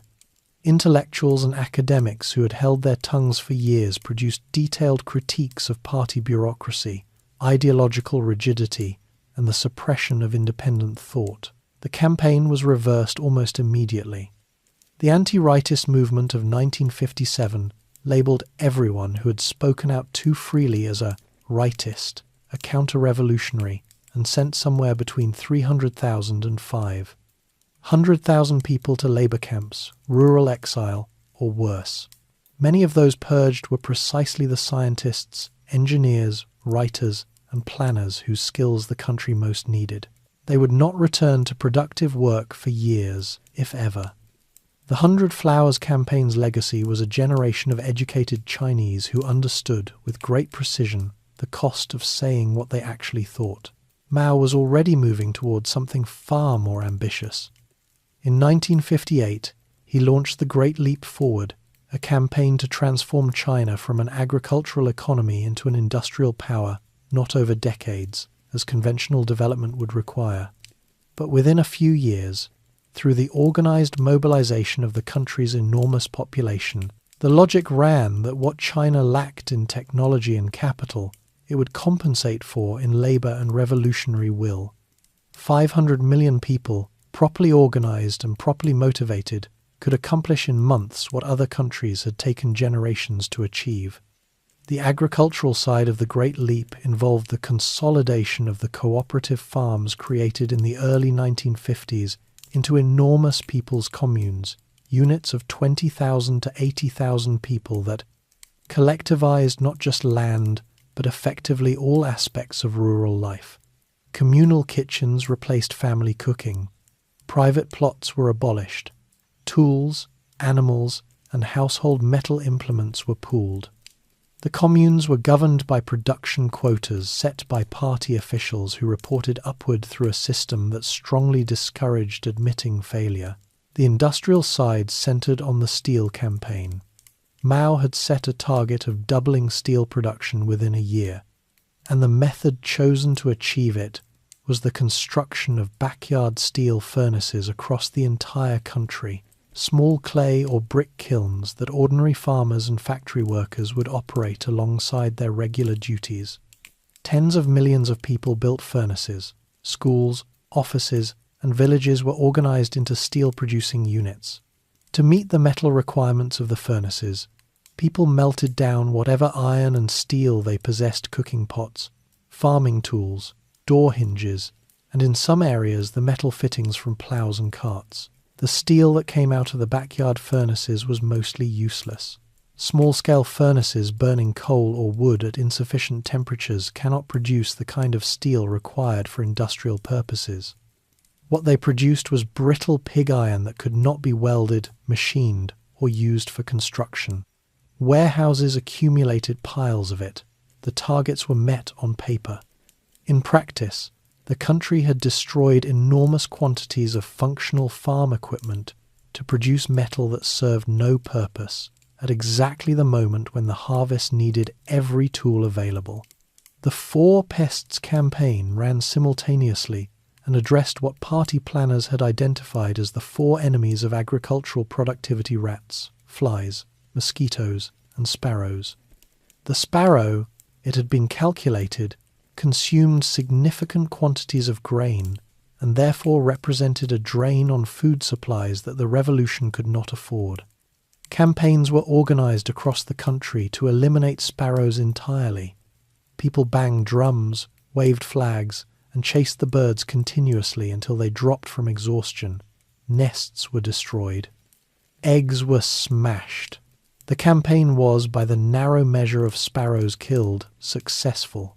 It was also, by the broader measure of what happened next, a significant contribution to an ecological disaster. Sparrows eat insects as well as grain. With sparrows gone, insect populations, locusts in particular, exploded. Crops that survived the organizational chaos of the communes and the loss of farming tools were then devoured by insects that had previously been kept in balance by birds that no longer existed. The sparrow was eventually removed from the list and replaced by bedbugs, which had the advantage of not being part of any food chain that anyone depended on. Production reports flowing upward through the commune system were systematically inflated. Local officials who reported shortfalls risked being accused of sabotaging the revolution or of insufficient enthusiasm for the Great Leap. Officials who reported surpluses, even fabricated ones, were praised, promoted, and safe. The result was a cascade of false numbers moving up the reporting chain until they reached Beijing, where Mao and the central leadership received statistics showing a harvest so abundant that the country could apparently export grain while feeding itself generously. Grain exports continued as the famine began. In some areas, party officials collected grain from communes to meet export quotas while farmers starved. The famine that resulted from the combination of disrupted agriculture, destroyed farming tools, ecological imbalance, and false reporting began in earnest in 1959 and continued through 1961. Estimates of the death toll range from 15 million at the lowest scholarly assessments to 45 million at the highest, with most serious historians settling on a figure somewhere between 30 million and 38 million excess deaths. These are numbers that are genuinely difficult to process. They represent a catastrophe without close parallel in the 20th century in terms of absolute mortality, and it was caused not by drought alone, not by flood alone, not by enemy action, but by policy decisions and a political system that made honest reporting impossible. In July of 1959, the party held an enlarged conference at Lushan, in the mountains of Jiangxi province. Peng Dehuai, the defense minister and one of the military heroes of the Korean War, wrote a private letter to Mao, not a public denunciation, a personal communication intended only for Mao's eyes, in which he carefully laid out his concerns about the Great Leap. He noted the problems with the steel campaign, the disruption to agriculture, the inflated reporting. He expressed his concerns respectfully and with evident genuine loyalty to the party's larger goals. Mao chose to circulate the letter to the entire conference. He then delivered a speech in which he framed Peng's criticism as a political attack coordinated with foreign forces hostile to China and called on the party to choose between him and Peng. The framing left no real space for neutrality. Delegates who might privately have agreed with Peng's concerns calculated the costs of saying so and kept quiet. Peng Dehuai was dismissed as defense minister, publicly disgraced, and sent to do agricultural labor. He would not recover his position before his death. Lin Biao replaced him as defense minister. The Great Leap Forward, rather than being halted by the Lushan Conference, was reaffirmed and continued. the famine deepened, the retreat and the reckoning. By 1960, it was no longer possible for the senior leadership of the Chinese Communist Party to pretend that the Great Leap Forward was going well. The famine was visible in every province. Party officials in the affected regions were filing reports that, even after the usual optimistic adjustments, described conditions that could not be explained as a temporary setback. Children were dying in rural communes at rates that local cadres could not suppress or reclassify. The central leadership was receiving enough honest information, filtering through the system despite everything, to understand the scale of what had happened. The Soviet Union's withdrawal of its technical advisors in the summer of 1960 added a second layer of crisis. Khrushchev, who had been growing increasingly irritated by Mao's public challenges to Soviet ideological authority, recalled all Soviet personnel from China, roughly 1,400 advisors and technicians, and cancelled hundreds of cooperative projects. They left with their blueprints in some cases, taking technical documentation that Chinese engineers would spend years reconstructing from memory and improvisation. The Sino-Soviet split, as it came to be known, was not yet an open rupture but was rapidly becoming one. China was now economically distressed, diplomatically isolated, and engaged in an increasingly public argument with the country that had been its primary foreign patron. Mao had already made one formal concession to the scale of the disaster. In April of 1959, before the Lushan Conference, he had relinquished the post of chairman of the People's Republic, the head of state position, to Liu Shaoqi. He retained his role as chairman of the Communist Party, which was the more powerful position, but the change meant that the day-to-day management of government increasingly ran through Liu and through Deng Xiaoping, who served as general secretary of the party. Mao described this arrangement as allowing him to withdraw to the second line, a step back from operational governance to focus on larger strategic questions. In practice, it meant that the men now running the recovery from the Great Leap's damage were doing things that Mao had not sanctioned and would not have approved. Liu Shaoqi and Deng Xiaoping were pragmatists of a different temperament from Mao. Where Mao believed that political will and ideological commitment could override material constraints, Liu and Deng were willing to let results determine method. Their recovery policies in 1961 and 1962 moved carefully but steadily away from the commune system's most damaging features. Private plots were restored to farming families. Commune sizes were reduced significantly, pushing decision-making back toward the village level where local knowledge could actually guide planting and harvesting decisions. Rural markets were reopened, allowing farmers to sell surplus produce privately. Output quotas were contracted back to individual households in some areas, effectively allowing families to farm their own land again as long as they met the state's requirements. Deng Xiaoping, explaining the pragmatic approach, used a phrase that would follow him for the rest of his career. It did not matter whether a cat was black or white, so long as it caught mice.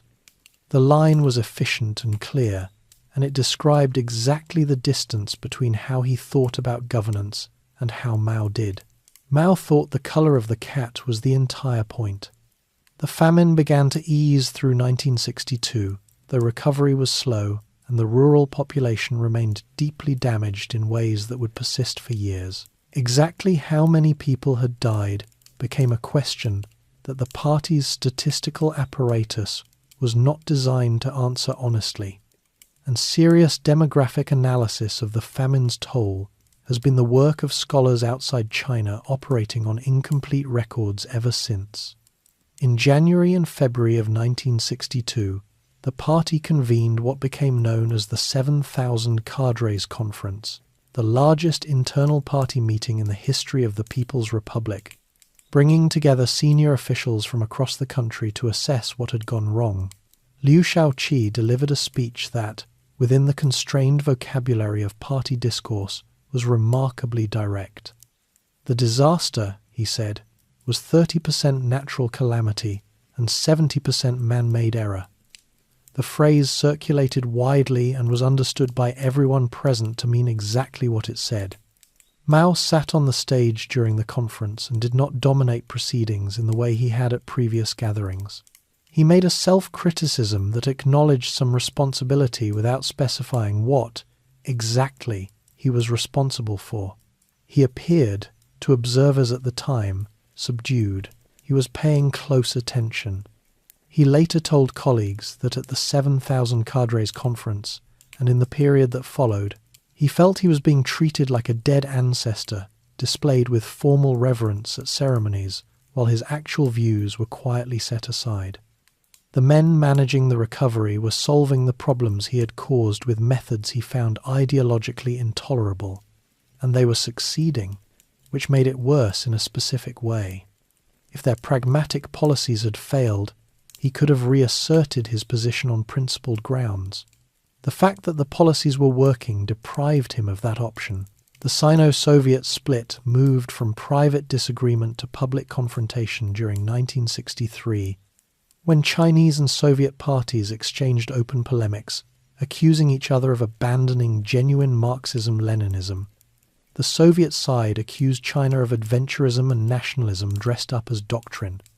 The Chinese side accused the Soviets of revisionism, of accommodating capitalism and American imperialism in the name of peaceful coexistence. Mao was the intellectual engine behind the Chinese position, and the argument suited him in several ways. It positioned China as the defender of true communist principles against a corrupted Soviet leadership, which strengthened his ideological authority domestically. It also explained and justified China's international isolation as a principled stance rather than a failure of diplomacy.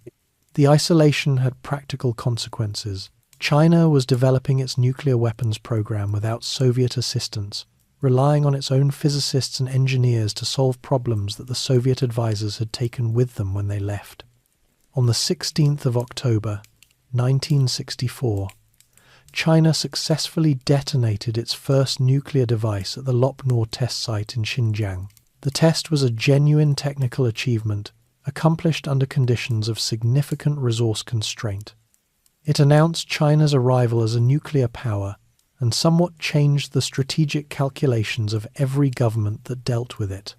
Mao understood its symbolic weight precisely.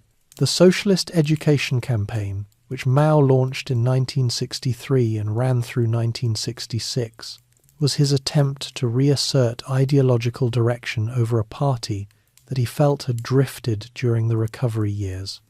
The campaign called for investigation of corruption and class deviation in the countryside, the renewal of revolutionary commitment among cadres who had grown comfortable, and a return to the principle that political consciousness, not mere technical competence, should guide governance. Liu Shaoqi and Deng Xiaoping managed the campaign's implementation in ways that redirected it toward rural corruption and bureaucratic problems, practical targets that produced practical results, and pulled it away from the broader ideological confrontation with pragmatism that Mao had intended. By 1965, the two directions were no longer reconcilable. Mao had spent several years watching the party organization he had built operate in ways he considered a betrayal of everything the revolution was supposed to mean. Liu Shaoqi and Deng Xiaoping were competent administrators who believed that China's primary task was material development and that ideology served material development rather than the other way around. Mao believed the opposite with the same intensity that he had believed things all his life, and he was not a man who left unresolved conflicts sitting indefinitely on the table. He had, over the previous years, been cultivating relationships outside the regular party and government structure. Lin Biao, now defense minister, had been systematically building Mao's personal cult within the People's Liberation Army, introducing intensive study of Mao's writings as a central feature of military training and producing the Little Red Book, the quotations from Chairman Mao, as a daily reference for soldiers. Jiang Qing, Mao's wife, had been working in Shanghai's cultural apparatus, building relationships with radical writers and theatre critics who shared her view that Chinese culture needed to be purged of bourgeois and feudal influences. The instruments of what was coming were already being assembled. Mao was pulling himself back from the second line, and he was not intending to arrive quietly. The revolution devours itself. The opening move was a theatre review. In November of 1965, a writer named Yao Wenyuan published a long critical article in a Shanghai newspaper attacking a historical play called Hai Rui, Dismissed from Office, written by a Beijing historian named Wu Han. The play told the story of a Ming Dynasty official who was removed from his post for honestly criticizing the emperor. Yao's article argued that the play was not really about the Ming dynasty at all. It was a thinly veiled defense of Peng Dehuai. The General Mao had purged at Lushan in 1959 for writing him an honest letter. The attack had been arranged by Jiang Qing, operating through her Shanghai connections, with Mao's knowledge and approval. Wu Han was a deputy mayor of Beijing. The Beijing party establishment, run by Peng Zhen, a senior figure who had been in the party since the 1920s, initially tried to limit the damage, treating the article as a literary dispute rather than a political crisis. This was the wrong reading of what was happening. Mao was not interested in a literary dispute. The article was the first public piece of what would become the Cultural Revolution, and Peng Zhen's attempt to manage it placed him squarely in its path. By May of 1966, the situation was moving fast. An internal party document known as the May 16th Circular was distributed, formally launching the Cultural Revolution and identifying unnamed representatives of the bourgeoisie who have sneaked into the party as the primary target.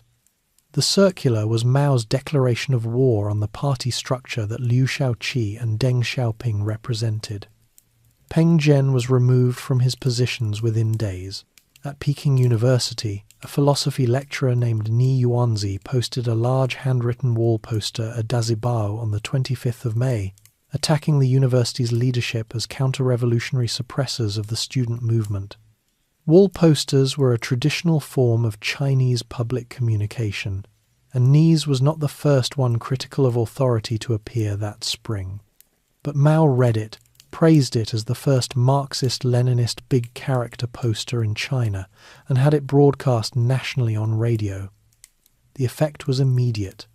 Across university campuses in Beijing and then across the country, students began posting their own Dazibao, denouncing teachers, administrators and party officials. Schools and universities suspended classes. Students organized themselves into Red Guard units. The name had appeared spontaneously at the middle school, attached to Tsinghua University in late May, and spread rapidly. The Red Guards wore military-style green uniforms, red armbands, and carried small red copies of the quotations from Chairman Mao, the little red book that Lin Biao's army had been distributing for years, and that was now the central liturgical object of a movement that had some of the organizational features of a religious revival and the social dynamics of a large-scale mob. On the 18th of August, 1966, Mao appeared at Tiananmen Square at dawn, wearing a Red Guard armband given to him by a student named Song Binbin. 1 million young people had been brought to Beijing for the occasion. They had travelled from across the country, many of them having walked or ridden on the roofs of trains because the transport system could not handle the volume, and they stood in the square for hours in August heat waiting for the moment when Mao appeared on the rostrum above the gate. The response, by every account, was overwhelming. Young people wept. They screamed. They held their little red books above their heads. It was the largest of 8 mass rallies Mao held that summer and autumn, attended in total by approximately 11 million Red Guards. The effect on the young people who participated was difficult to overstate. Many of them had grown up in a system that treated Mao as something between a historical force and a divine presence, and actually seeing him, even from hundreds of meters away, produced responses that went well beyond ordinary political enthusiasm. Mao had decided to use this force to break the party structure that had been managing China without him. He would later describe it as mobilizing one class to overthrow another, But the practical dynamic was simpler. He was sending millions of teenagers, armed with his authority and their own certainty, into every institution in the country to find and destroy the people he had decided were his enemies. The campaign against the four old customs, old culture, old habits, old ideas gave the Red Guards a mandate of extraordinary breadth. Any object, practice, or person connected to pre-revolutionary culture was potentially a target. Red Guard units raided homes searching for books, artworks, jewelry, religious objects, or any sign of bourgeois or feudal attachment. Temples and monasteries were ransacked. Statues were smashed. Centuries-old artworks were burned in courtyard bonfires alongside private libraries. Street names with historical or foreign associations were changed in some cities. Streets were renamed after revolutionary slogans, creating navigation challenges that nobody at the time was in a position to complain about. Teachers and professors were particular targets. The category of stinking intellectual had existed in party discourse for years as a mild disparagement of people who thought more than they worked. Under the Cultural Revolution, it became an accusation with real consequences. Teachers across China were subjected to struggle sessions pituzheng in which students and colleagues denounced them publicly, forcing them to stand in bent positions for hours wearing dunce caps and boards listing their crimes, while crowds shouted accusations and sometimes threw things. Significant numbers were beaten. Many were sent to the countryside or to labour camps for what was officially called re-education through labour. An unknown but large number were killed outright or died as a result of the treatment they received. Others took their own lives. The writer Lao She, one of the most important Chinese novelists of the 20th century, died in August of 1966, under circumstances that have never been fully clarified. He was 67 years old. Liu Shaoqi and Deng Xiaoping were not spared. In the summer of 1966, they had attempted to manage the early Red Guard movement by sending work teams into universities to direct the criticism, a response that tried to bring the movement under the party's organizational control. Mao withdrew his support for the work teams in late July and accused them of suppressing the revolutionary students. This was the political equivalent of pulling a floor out from underneath two people who thought they were standing on solid ground. Liu Shaoqi was publicly labelled China's Khrushchev, a reformist traitor within the party who had been steering China toward capitalism while wearing a communist face. He was subjected to struggle sessions, stripped of his positions, and placed under house arrest with his wife. His diabetic condition required medication. The medication was not provided. He died in November of 1969 in a disused building in Kaifeng, alone, wrapped in newspapers for warmth, his identity so thoroughly concealed that the staff of the building did not know who he was. He was 71 years old. Deng Xiaoping was luckier in the immediate sense. He was stripped of his positions and sent to work in a tractor repair factory in Jiangxi province, living in a small house with his wife and doing physical labour. His son, Deng Pufang, was thrown from a window at Peking University during a Red Guard interrogation. Whether pushed or jumped to escape further treatment is disputed, and was left paralysed from the waist down. Schools and universities across China closed entirely in 1966. They would remain closed, in most cases, for several years. A generation of students who should have been completing secondary and university education instead spent those years in revolutionary activities, at construction sites, or in rural villages, as part of later campaigns to send educated youth to the countryside. The disruption to education, science, medicine, and professional training across an entire generation would take decades to fully measure. What had been set in motion had no obvious mechanism for stopping itself. The Red Guards had authority derived directly from Mao, which meant no institution below Mao could legitimately restrain them. And Mao, watching from Beijing, showed no inclination to turn it off. Chaos becomes the system. The Cultural Revolution had been designed as a weapon aimed at specific targets, Liu Shaoqi, Deng Xiaoping, and the party apparatus they represented. What it became, within months of its launch, was something considerably harder to steer. By late 1966 and into 1967, the Red Guard movement had fragmented into competing factions that were no longer united by anything except their claim to be the most authentically revolutionary force in their particular city, campus, or factory. Each faction accused the others of being covert counter-revolutionaries, class enemies, or secret agents of one disgraced official or another. The accusations were almost entirely without basis, but the logic of the movement created no mechanism for distinguishing real enemies from invented ones, and the social pressure to prove revolutionary credentials through aggressive action meant that finding enemies even among other Red Guards was both necessary and relatively easy.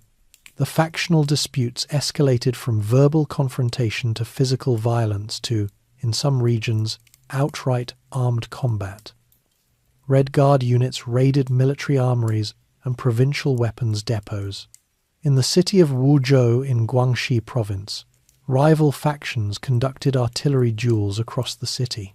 In Chongqing, fighting between factions left parts of the industrial city resembling a war zone. Hundreds of thousands of people were killed in factional violence across the country during 1967 and 1968, though the full accounting has never been possible because the records were either not kept or were destroyed afterward. In Shanghai, in January of 1967, radical workers and students seized control of the city's party apparatus in what became known as the January Storm. The Shanghai Municipal Committee was overthrown and replaced by a revolutionary committee, a new administrative structure that mixed Red Guards, radical workers, and military representatives. Mao endorsed the Shanghai model enthusiastically and called on other provinces and cities to follow it. Revolutionary committees spread across the country, replacing existing party and government bodies in a wave of institutional demolition that left China's administrative structure in genuine disarray. The People's Liberation Army was drawn in to try to maintain enough order for the country to keep functioning. Lin Biao directed military units to support the left, which in practice meant different things in different places, since local commanders made their own judgments about which faction represented the authentic left and which represented a counter-revolutionary disguise. The army's involvement deepened the factional conflicts in many areas rather than resolving them, as military backing became another prize that competing factions competed for. In February of 1967, a group of senior party veterans men, who had been in the revolution since before Mao was in charge, and who held positions on the State Council, gathered at a series of Politburo meetings and expressed direct criticism of the PRO's Cultural Revolution's direction. Chen Yi, the foreign minister, Ye Jianying, Tan Zhenlin, Li Fuchun. They argued that the attacks on party veterans, the destruction of administrative structures, and the violence sweeping the country represented a betrayal of everything the revolution had achieved. Tan Zhenlin reportedly slammed his hand on the table. It was the kind of meeting where senior men who had survived the Long March and the Civil War and the Korean War could not quite believe what they were watching happen to the country they had spent their lives building. The meeting was reported to Mao. The participants were denounced as the February adverse current and subjected to criticism campaigns. The message delivered to every surviving senior official was clear and was not misunderstood. The attack extended outward into areas that even the Cultural Revolution's designers had perhaps not fully anticipated. In August of 1967, Red Guard groups seized control of the Ministry of Foreign Affairs in Beijing, going through files and issuing their own communications in the name of the Chinese government. The British mission in Beijing was attacked and burned, with British diplomats barely escaping. China's diplomatic relationships with multiple countries were disrupted or severed entirely as revolutionary zealots with no training in international affairs briefly ran foreign policy from behind barricades in a ministry they had occupied. It took the army weeks to dislodge them. Cultural life in China during the Cultural Revolution years was not merely constrained. it was reduced in most of the country to 8 things. Jiang Qing had developed what she called the 8 model revolutionary works, a set of approved operas, ballets, and symphonic pieces that represented the only culturally acceptable productions in a country of hundreds of millions of people. These 8 works were performed continuously in every city. Every theatre, every cultural troupe, every evening performance, the same 8 pieces, across a country of approximately 750 million people for a period of roughly a decade. A person attending live performance in China between the late 1960s and the mid-1970s had exactly 8 options, regardless of where they lived or what they preferred, which is either a remarkable act of cultural curation or a sign that something had gone seriously wrong, depending on one's perspective. Traditional opera, considered feudal, was prohibited. Classical literature that had not been specifically approved was confiscated and burned. Historical temples, already damaged in the early Red Guard raids, continued to suffer. The Confucian temple complex in Khufu, birthplace of Confucius, a site of continuous cultural significance for over 2,000 years, was attacked by Red Guards who smashed statues, dug up graves, and destroyed artifacts. The attack on Khufu lasted over a month. By 1968, Mao had concluded that the Red Guards had served their primary purpose. Liu Shaoqi was neutralized. The party structure had been sufficiently dismantled that rebuilding it would require starting largely from scratch under his direction. But the Red Guards were now a problem in themselves, factionalized, violent, impossible to direct, and disrupting the industrial and agricultural production that even a revolutionary economy required. They needed to be dealt with. The solution was the countryside. Mao issued a directive calling on educated urban youth to go to rural villages to receive re-education from the poor and middle peasants. The movement was presented as a positive program, young people volunteering to learn from the masses. In practice, it was a forced dispersal of a social force that had become unmanageable. Worker and soldier propaganda teams were sent into universities and schools to restore order, and the Red Guard organizations were formally dissolved. Military control was established over campuses and urban neighborhoods where factional fighting had continued. Over the following years, approximately 17 million young people were sent from cities to rural villages, farms, and frontier regions. They were called the Zhiqing, the educated youth. Most had no agricultural skills. Most had been Red Guards weeks or months earlier, travelling the country on the strength of Mao's personal authority. Now they were digging fields and tending pigs in remote Shaanxi villages or Yunnan rubber plantations, in many cases hundreds of miles from their families, with no clear timeline for return. A significant number would remain in the countryside for a decade or more. The disruption to their education, careers, and family lives produced a generation's worth of damage that Chinese society would take a long time to reckon with. The Ninth Party Congress, held in April of 1969, formally consolidated the Cultural Revolution's political outcomes. Lin Biao's position as Mao's closest comrade in arms and designated successor was written into the new party constitution, an extraordinary step that made the succession question public in a way it had never been before in the party's history. The Congress also confirmed the new Politburo, which was dominated by Cultural Revolution figures and from which most of the old party veterans had been removed or excluded. The party that emerged from the Ninth Congress was, structurally, very different from the one that had governed China before 1966. Mao had remade it around himself so thoroughly that its functioning was now entirely dependent on his continued health, attention, and authority. That dependency would become, in the years ahead, a different kind of problem. Nixon, Lin Biao, and the cracking world. Lin Biao had been the most visible beneficiary of the Cultural Revolution's political reshuffling. His position as Mao's designated successor, enshrined in the party constitution at the Ninth Congress, gave him a formal status that no figure in the party's history had previously held. He was photographed at Mao's side at every significant occasion. His name appeared alongside Mao's in every official formulation. The little red book his army had produced had become the defining cultural object of the age, and his introduction to the first edition, full of extravagant praise for Mao's genius, had been read aloud by hundreds of millions of people.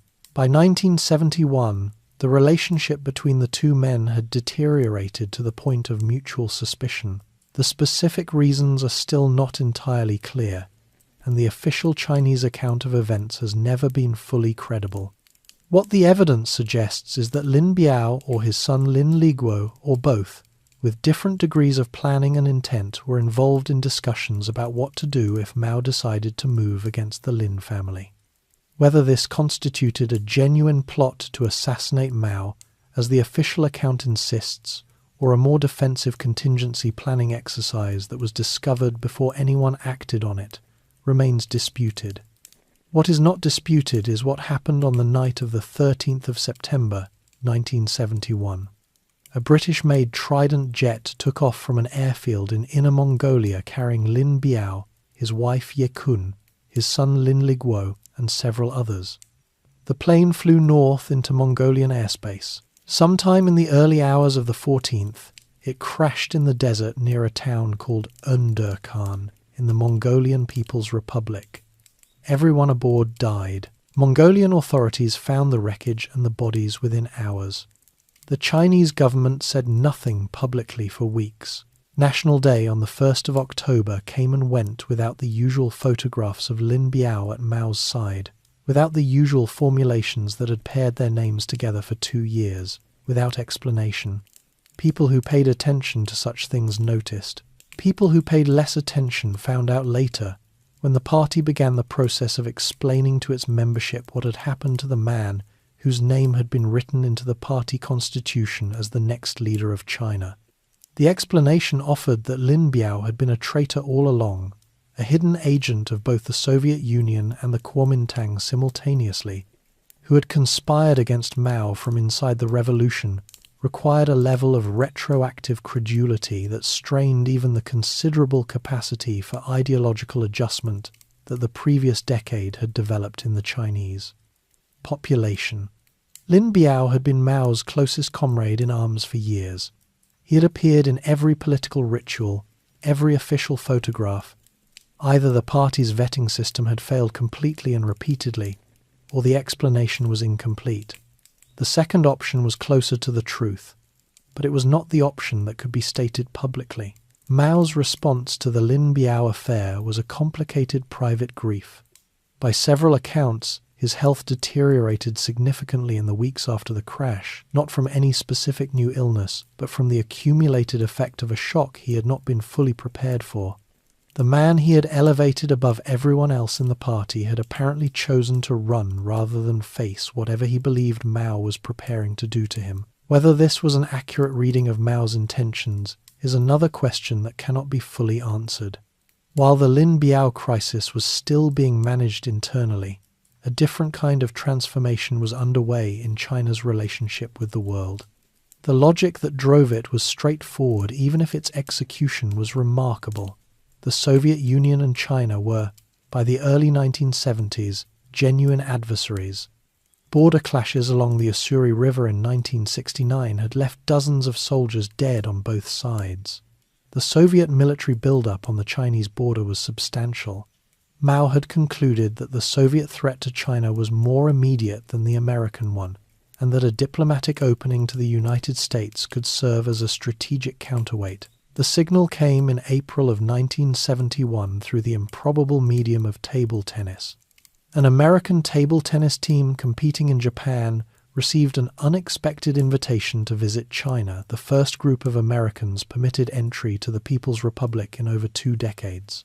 They toured, played, and shook hands on camera with Zhou Enlai.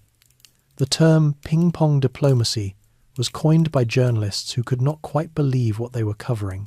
Henry Kissinger, President Nixon's national security advisor, flew secretly to Beijing in July of 1971, arriving through Pakistan in an arrangement that kept the visit entirely off the official record until it was over.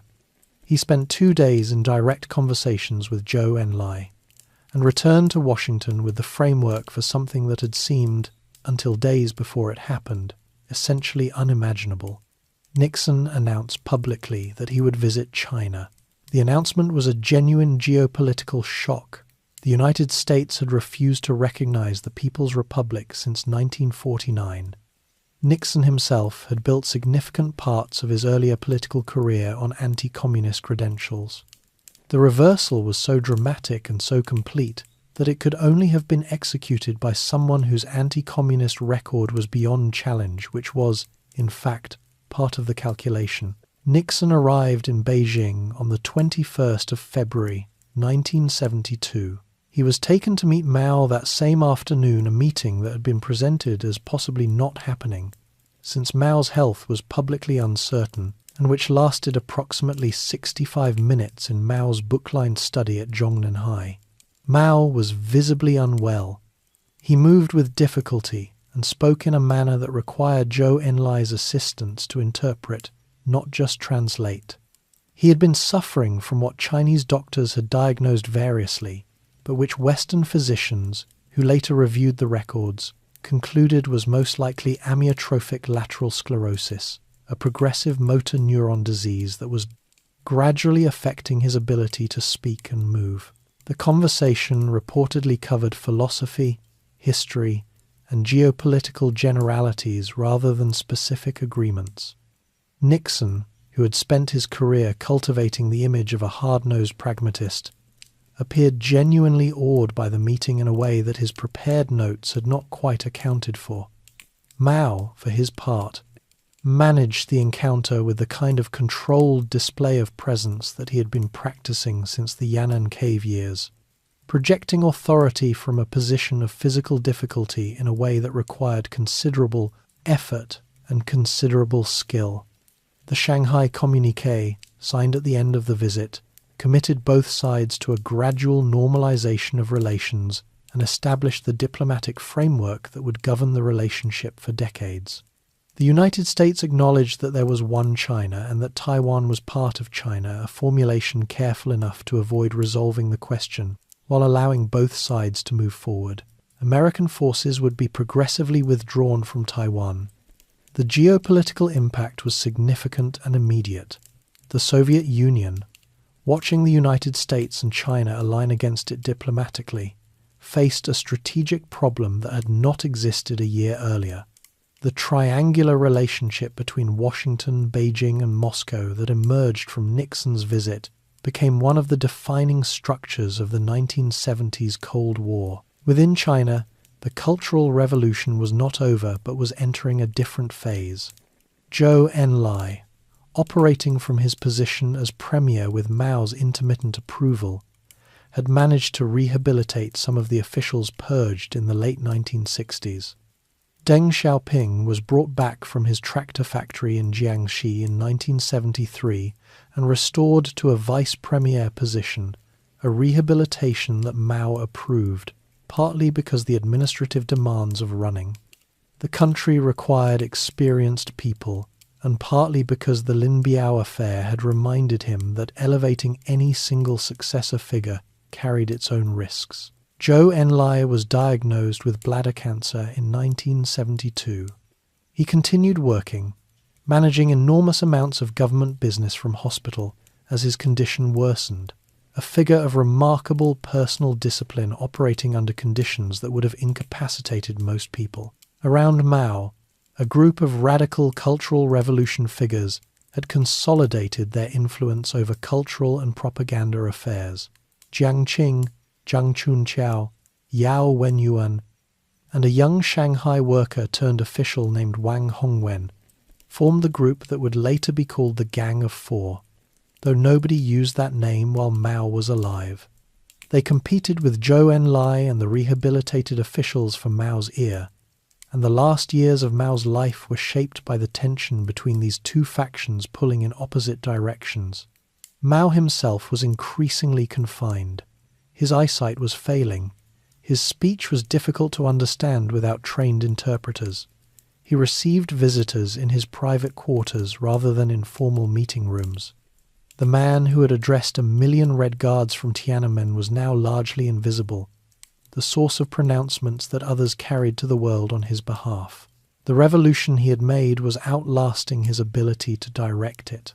The long silence at the end. In the last years of Mao's life, his world had contracted to a few rooms. He lived in his private quarters at Zhongnanhai, the compound of government buildings and gardens adjacent to the old imperial palace in Beijing, and received visitors there rather than in formal state settings. His eyesight had deteriorated badly enough that cataract surgery was performed in 1975, and while his vision improved somewhat afterward, the physical effort of reading something he had done compulsively his entire life, surrounding himself with books in every residence since the cave years at Yan'an, had become difficult in a way that clearly wore on him. His speech was the harder problem. The motor neuron disease that had been progressing since the early 1970s had affected the muscles of his throat and mouth. What came out when he tried to speak had become increasingly difficult for most people to understand. He relied on a personal assistant named Zhang Yufeng, a young woman from his private staff who had spent enough time around him to interpret his speech for visitors, including foreign heads of state, who sat across from the most powerful man in China and needed a second person to tell them what he had just said. Despite this, Mao continued to see foreign visitors through 1974 and into 1975. He met with American President Gerald Ford in December of 1975 in an encounter that lasted approximately 90 minutes. Participants described a man who was clearly diminished physically, but who still managed to project something, a quality of attention, or simply the accumulated weight of what he represented, that made the meetings feel consequential even when the conversation was mostly elliptical. Within the party, the competition between factions had not resolved. Deng Xiaoping, restored to a vice premier position in 1973, had been steadily expanding his effective control over day-to-day governance under Zhou Enlai's guidance. Zhou was managing his cancer treatment alongside enormous volumes of government work, keeping his illness largely private in the way that senior Chinese officials of his generation tended to manage personal difficulty. Deng's pragmatic approach to economic recovery, his willingness to prioritize results over ideological purity, alarmed the Cultural Revolution radicals around Jiangqing, who saw his return as a threat to everything the previous decade had established. Zhou Enlai died on the 8th of January, 1976. He was 78 years old. The public mourning was immediate and widespread, partly because Zhou had genuinely been loved in a way that was different from the fear and reverence that surrounded Mao, and partly because his death was understood by many Chinese to represent the passing of a figure who had, through careful management, limited some of the worst impulses of the Cultural Revolution years. The Gang of Four moved quickly to suppress public expressions of grief that seemed too enthusiastic, correctly reading them as implicitly critical of the political direction they represented.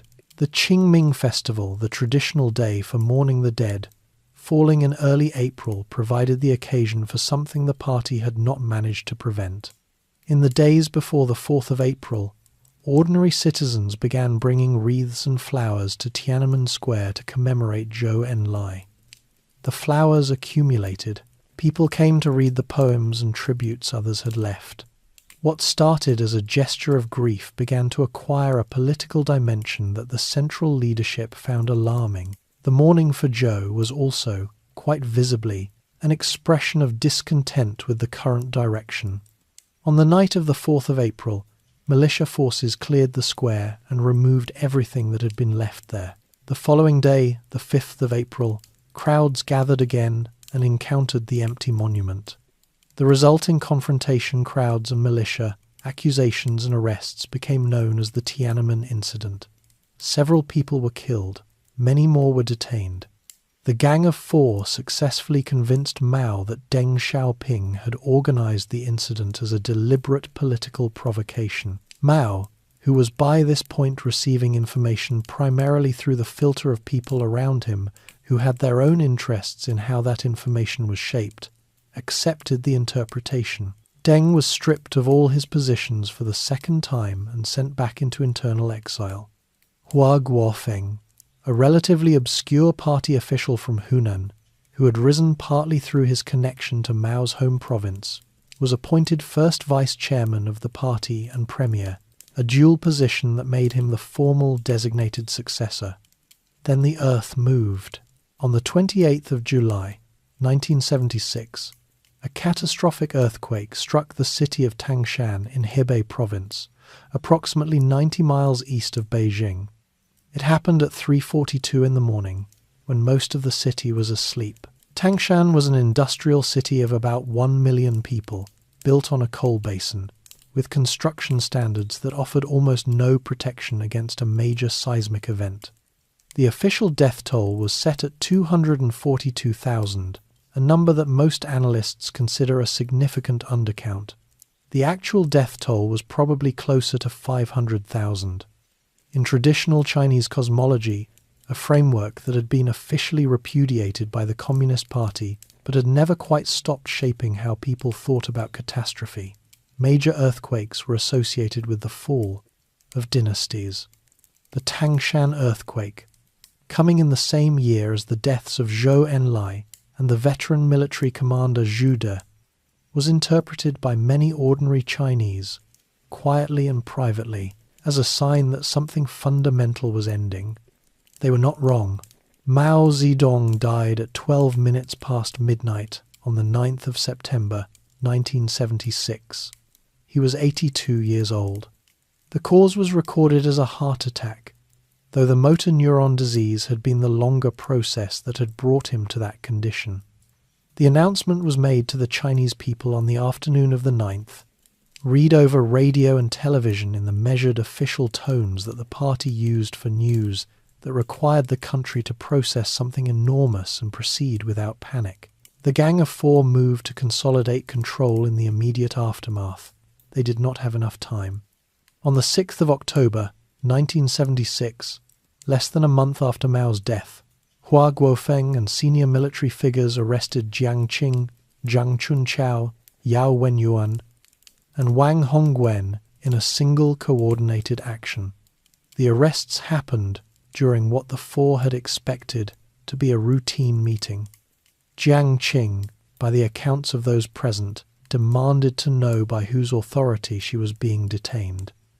The answer was that it had been decided by the party. It was the kind of answer that, from the other side of the table, she had delivered many times herself. The Cultural Revolution was declared officially over. The Gang of Four were eventually tried in a public proceeding that lasted through 1980 and 1981, in which Jiang Qing delivered defiant courtroom speeches, insisting that she had only done what Mao had directed. This was, by most accounts, substantially true, and it was also entirely beside the point of the verdict that had already been determined before the trial began. Deng Xiaoping returned from his second exile and, by 1978, had consolidated enough authority to launch the reform program that would transform China from a closed planned economy into the largest manufacturing economy in the world within 3 decades.